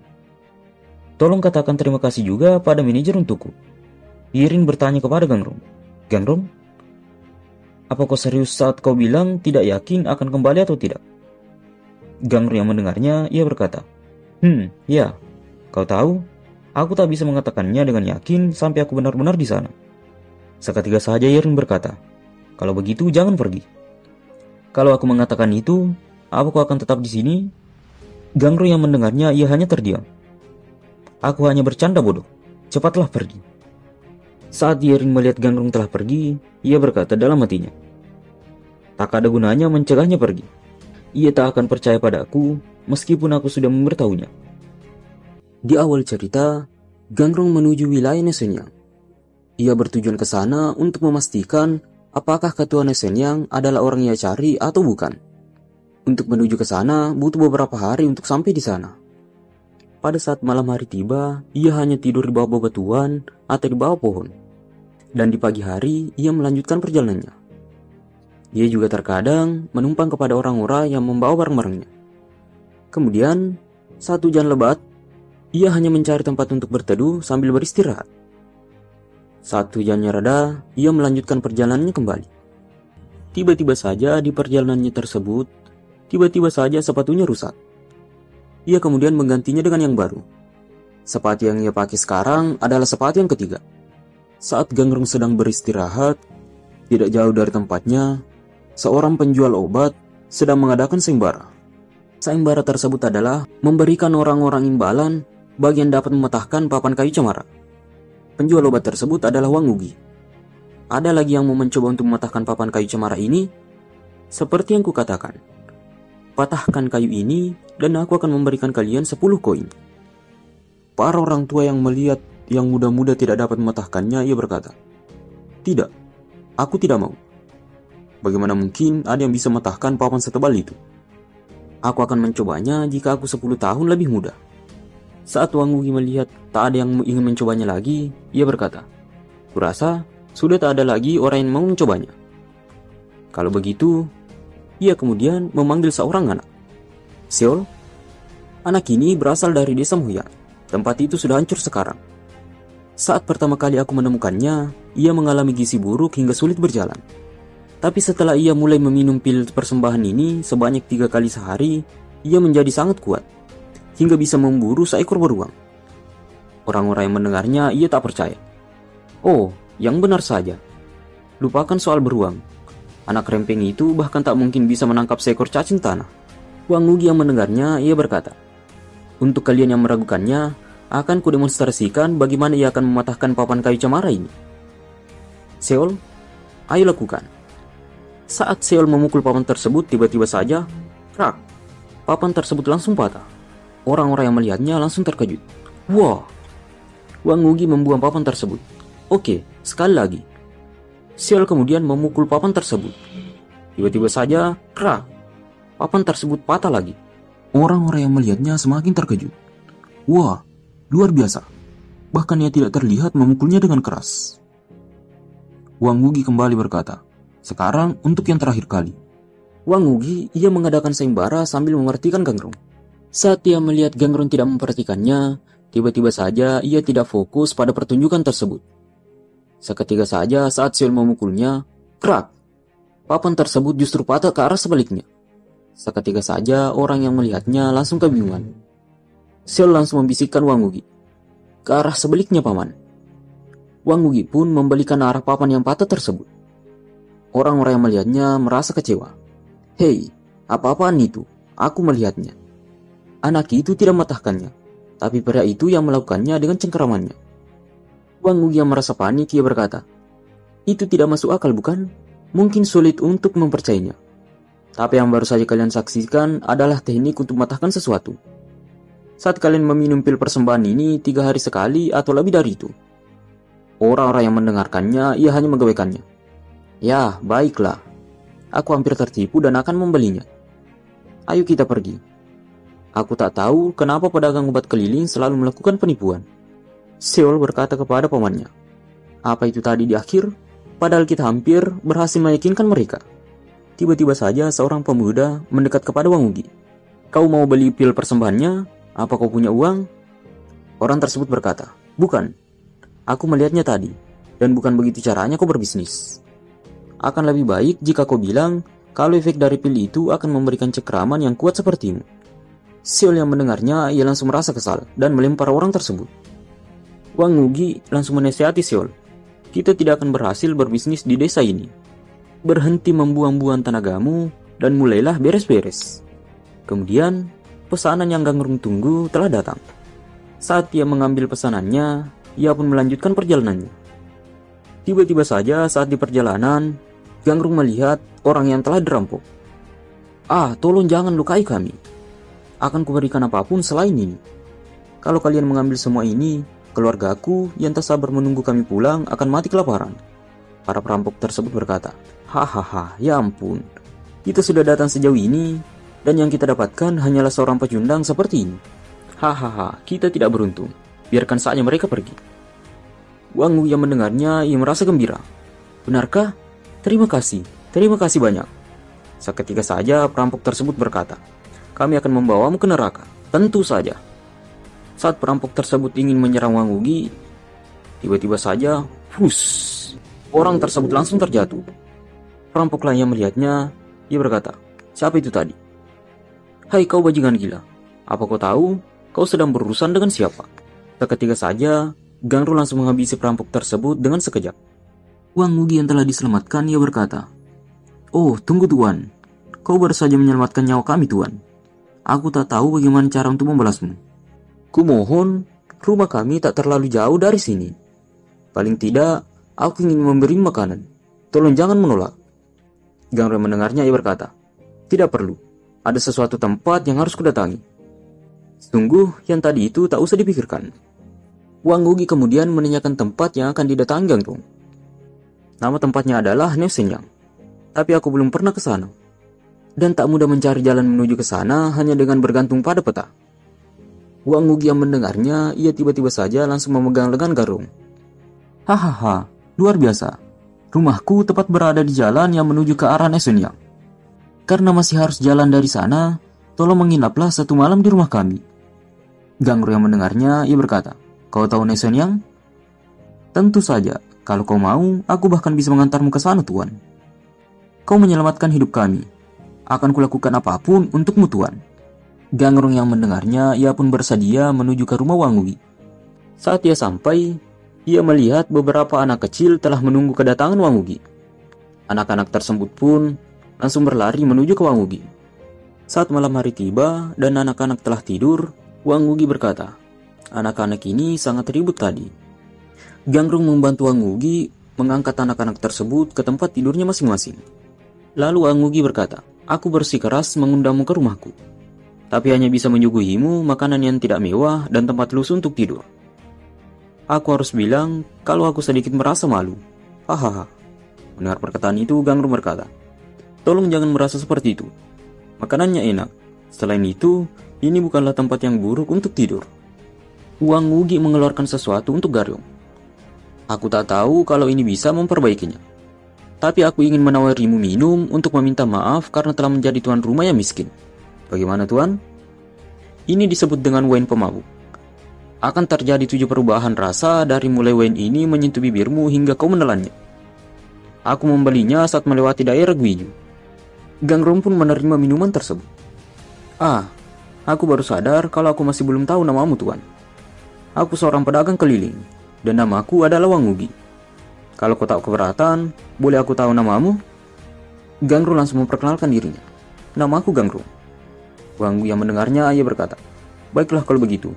Aku berterima kasih pada surga karena mempertemukanku denganmu Master Gang. Gangrong pun dan Wangugi meminum minuman tersebut. Seperti yang sudah kau duga, anak-anak itu tidak memiliki ikatan darah denganku. Aku bertemu dengan mereka di sana-sini selama pengembaranku.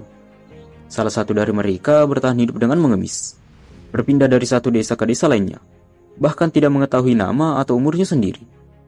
Yang lainnya, seorang bayi yang menyusu pada ibunya yang sudah meninggal, di sebuah desa yang sudah binasa oleh wabah. Ada juga anak yang dijual ke rombongan akrobat untuk ditukar dengan segenggam beras dan menyuapi keluarganya yang kelaparan.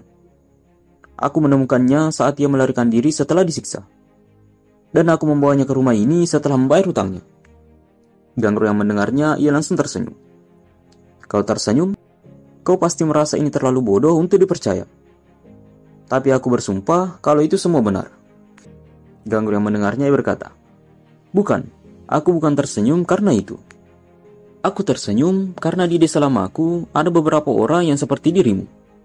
Aku mengingat mereka dan anak-anak itu. Jadi aku tersenyum. Hal yang kulakukan itu patut untuk dipuji. Itu bukan hidup yang akan bisa kutiru. Wangugi yang mendengarnya berkata, ya ampun, tanpa sadar aku jadi memuji-muji diriku sendiri. Tapi hidupku dulu tak seperti ini. Kalau mau jujur, kehidupan masa kecilku sama sekali tak berbeda dengan anak-anak itu. Mungkin itulah kenapa aku tak bisa mengabaikan mereka. Tapi cara aku bertumbuh besar sangat berbeda dengan mereka. Dulu, aku adalah seorang anak pembuat masalah yang tak diinginkan oleh siapapun. Apa yang membuatku bertahan saat itu adalah rasa takut kalau seseorang mungkin akan membunuhku setiap waktu. Aku harus menggunakan segala yang kubutuhkan untuk bisa bertahan hidup. Dan untuk bertahan hidup, aku harus jadi lebih kuat. Mencuri, merampok, menculik, memperkosa, bahkan membunuh adalah perbuatan jahat yang tak seorang manusia pun akan melakukannya. Tapi mereka adalah bagian dari rutinitasku sehari-hari dulu. Singkatnya, waktu itu aku lebih seperti iblis gila dibanding seorang manusia. Lalu, kalau aku tak bertemu dengan dia, mungkin aku masih seperti itu. Gangrong yang mendengarnya, ia menjadi penasaran. Dia? Maaf. Ia adalah orang yang menyelamatkan jiwaku. Seorang yang mengajariku kalau sampah sepertiku pun bisa merubah hidup. Aku mengenalnya sudah sangat lama. Wangugi kemudian bertanya kepada Gangrong. Ngomong-ngomong, baru-baru ini aku mendengar rumor kalau seseorang yang berhubungan dengan masa lalunya sedang menuju kemari untuk mencarinya. Kalau boleh aku bertanya, aku ingin tahu kenapa kau ingin pergi ke Nesenyan Tuan. Gangrong yang mendengarnya, ia berkata, aku pergi ke sana untuk mengkonfirmasi apakah Ketua Nesenyang adalah orang yang kucari. Lalu, apa yang akan kau lakukan kalau ia memang orang yang kau cari? Gangrong hanya terdiam dengan wajah serius. Wangugi kemudian berkata, wah, ya ampun. Sepertinya aku terlalu banyak membongkar rahasiaku. Sejak kapan kau mulai mencurigai apa yang ingin kulakukan? Gangrong kemudian memperlihatkan lengannya. Untuk orang sekuat dirimu, memohon pada perampas untuk menyelamatkan hidupmu. Akan aneh jika aku tidak merasa curiga. Wangugi yang mendengarnya, ia hanya tertawa. Aku mengerti, itu salahku. Saat ku dengar soal Nesenyang, aku refleks merasa tegang. Gangrong yang mendengarnya, ia berkata, tetap saja, aku tidak terlalu berpikir kalau kau adalah pria mencurigakan. Aku tak menyadari kalau kau ingin membunuhku hingga aku meminum wine beracun ini. Begitu ya. Dari sudut pandangku, aku tak pernah menyangka kalau racunnya tak akan bekerja padamu. Jumlah racun yang melapisi gelas itu cukup untuk membunuh seekor beruang. Gangrong yang mendengarnya hanya tersenyum. Pelatihan yang kulalui untuk menguasai seni racun, di dalamnya memiliki teknik untuk menguatkan kekebalanku terhadap racun. Kau tahu? Wangugi yang mendengarnya, ia hanya terkejut. Menakutkan sekali. Itu memberiku lebih banyak alasan untuk menghalaumu sampai ke Nosenyang. Gangrung berkata, bukan kau yang menentukan itu. Seketika saja Gangrung dan Wangugi langsung menuju ke dalam hutan. Aku lebih memilih untuk tidak bertarung kalau aku bisa. Tapi kalau begitu, aku tak akan bisa melewatimu, bukan? Seketika saja, Wangugi langsung memukul Gangrung. Gangrung dengan cepat langsung menghindar. Akibat dari pukulan Wangugi, bebatuan yang ada di belakang Gangrung tiba-tiba saja hancur. Kemudian, kita akan membahas masa lalu Wangugi terlebih dahulu. Wangugi diberikan perintah untuk membunuh seseorang. Seseorang tersebut berada di atas tebing. 1000 uang emas. Ini mengejutkan. Apa ada orang di Jambangan yang berharga semahal ini? Orang tersebut berkata, hanya klien yang bisa memutuskan. Saya hanyalah seorang pembawa pesan. Apa kau menerima pekerjaan ini?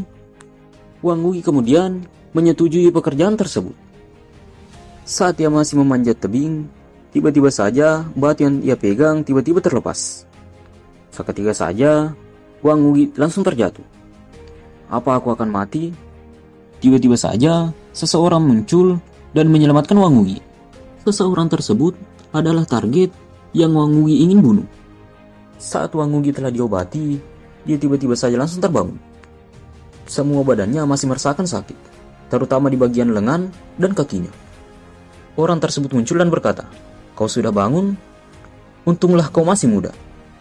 Ini ada baju dan beberapa barang milikmu. Baju yang kau pakai sebelumnya menempel di lukamu, jadi aku terpaksa merobeknya. Wangugi yang melihatnya masih merasa kebingungan. Tunggu.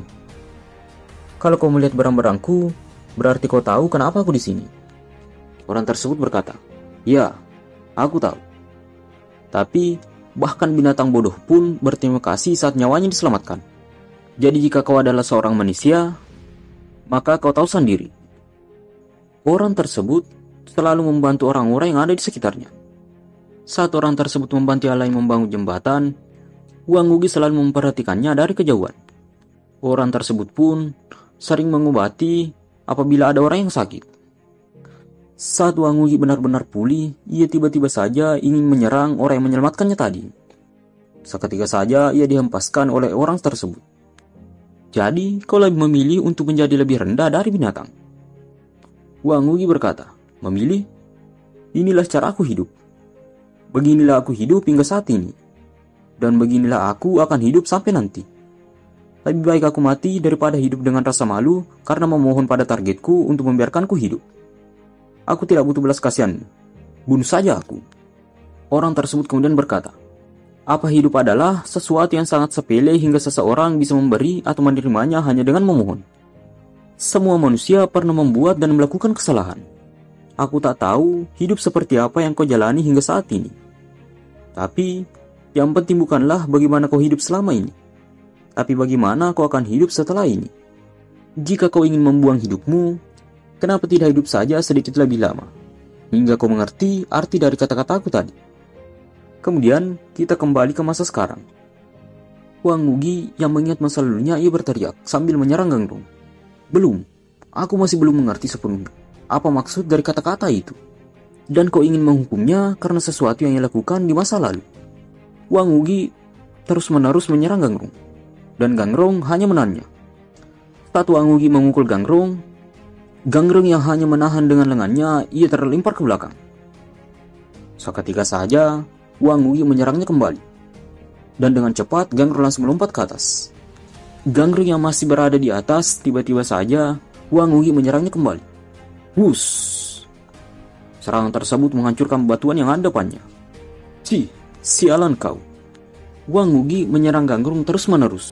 Akan tetapi ia tidak dapat mengenainya. Sampai kapan kau akan terus menghindar? Saat Wangugi menyerangnya kembali, Gangrung menangkisnya dan menangkap tangan Wangugi. Ia kemudian menghempasnya ke belakang. Wus! Wangugi langsung terhempas ke pepohonan. Gangrung kemudian menyerang kembali Wangugi. Wus! Seketika saja, pepohonan yang ada di belakang Wangugi langsung hancur. Seorang Gosu dari seni tinju Ki luar, kekuatanmu memang menakjubkan. Tapi itu tidak cukup untuk mengalahkanku. Orang yang kucari mungkin bukan Ketua Nosenyang. Tapi jika itu benar, ia bukan seseorang yang layak diperjuangkan. Jadi, ayo kita hentikan saja pertarungan yang tidak ada gunanya ini. Wang Wuyi yang mendengarnya, ia hanya tersenyum. Lucu sekali. Apa dasar ucapanmu dalam menentukan ia pantas diperjuangkan atau tidak? Aku tak tahu masa lalunya. Aku tak tahu pria macam apa dia dulu, atau dosa mengerikan apa yang telah ia lakukan. Tapi sekarang, di sekelilingnya ada banyak orang yang tak terhitung jumlahnya, yang hidup memiliki harapan karena ia menyelamatkan dan menghibur mereka setelah mereka dijauhi atau dibuang. Kenapa masa lalu orang seperti itu harus dipermasalahkan? Mendengar perkataan itu, Gangrung berkata, mau bagaimana lagi? Kita berbeda pandangan soal ini. Tapi anak-anak yang bersamamu, kau terdengar seolah telah siap menyerahkan hidupmu di sini. Pikirkan apa yang akan terjadi pada anak-anak itu tanpa dirimu. Wang Wuyi kembali tersenyum. Itu tak perlu dikhawatirkan. Toh, kalau aku tidak membawa mereka bersamaku, mereka pasti sudah mati sekarang. Mereka merasa senang karena mereka bisa hidup lebih lama berkat aku. Meskipun mereka mati sekarang, mereka tak akan memiliki banyak penyesalan. Mendengar perkataan itu, Gangrung menjadi kesal. Apa kau serius? Wang Wuyi kembali ingin menyerang Gangrung. Lupakan mereka, khawatirkan saja dirimu sendiri. Saat Gangrung menghindar, ia memukul kepalanya dan menarik lehernya dan menghempasnya ke depan. Apa itu yang benar-benar kau pikirkan? Karena mereka pasti sudah mati jika kau tak memungut mereka. Maka mereka tak akan menyesal jika mati sekarang. Lalu, kenapa dari awal kau membawa mereka ke tempatmu? Apa hidup mereka hanya untuk menghiburmu saat kau bermain-main dengan penebusan dosamu? Saat Gangrung dan Wang Wuyi masih bertarung, tiba-tiba saja rumah Wang Wuyi terbakar. Orang yang membakarnya adalah perampok yang telah dikalahkan Gangrung. Saat Gangrung lengah, tiba-tiba saja Wubuk mengambil pasir dan melemparkan ke mata Gangrung. Ia kemudian memukul kembali Gangrung dan membuatnya terlempar ke belakang. Tunggu, ini bukan saatnya bertarung. Hentikan. Rumahmu terbakar. Pasti penjahat kemarin mengincar anak-anak di tempatmu. Wang Wuyi tak memperdulikan perkataan Gangrung dan menyerangnya lagi. Bukankah sudah kubilang tak perlu khawatir anak-anak itu mati atau tidak? Gangrung yang terus mundur, tiba-tiba saja ia menghantam batu. Seketika saja, Wang Wuyi langsung menendang perut Gangrung. Akibat dari tendangannya tersebut, bebatuan yang ada di belakang Gangrung langsung hancur dan Gangrung langsung mengeluarkan darah. Part ke-14 selesai. Sekian dan terima kasih.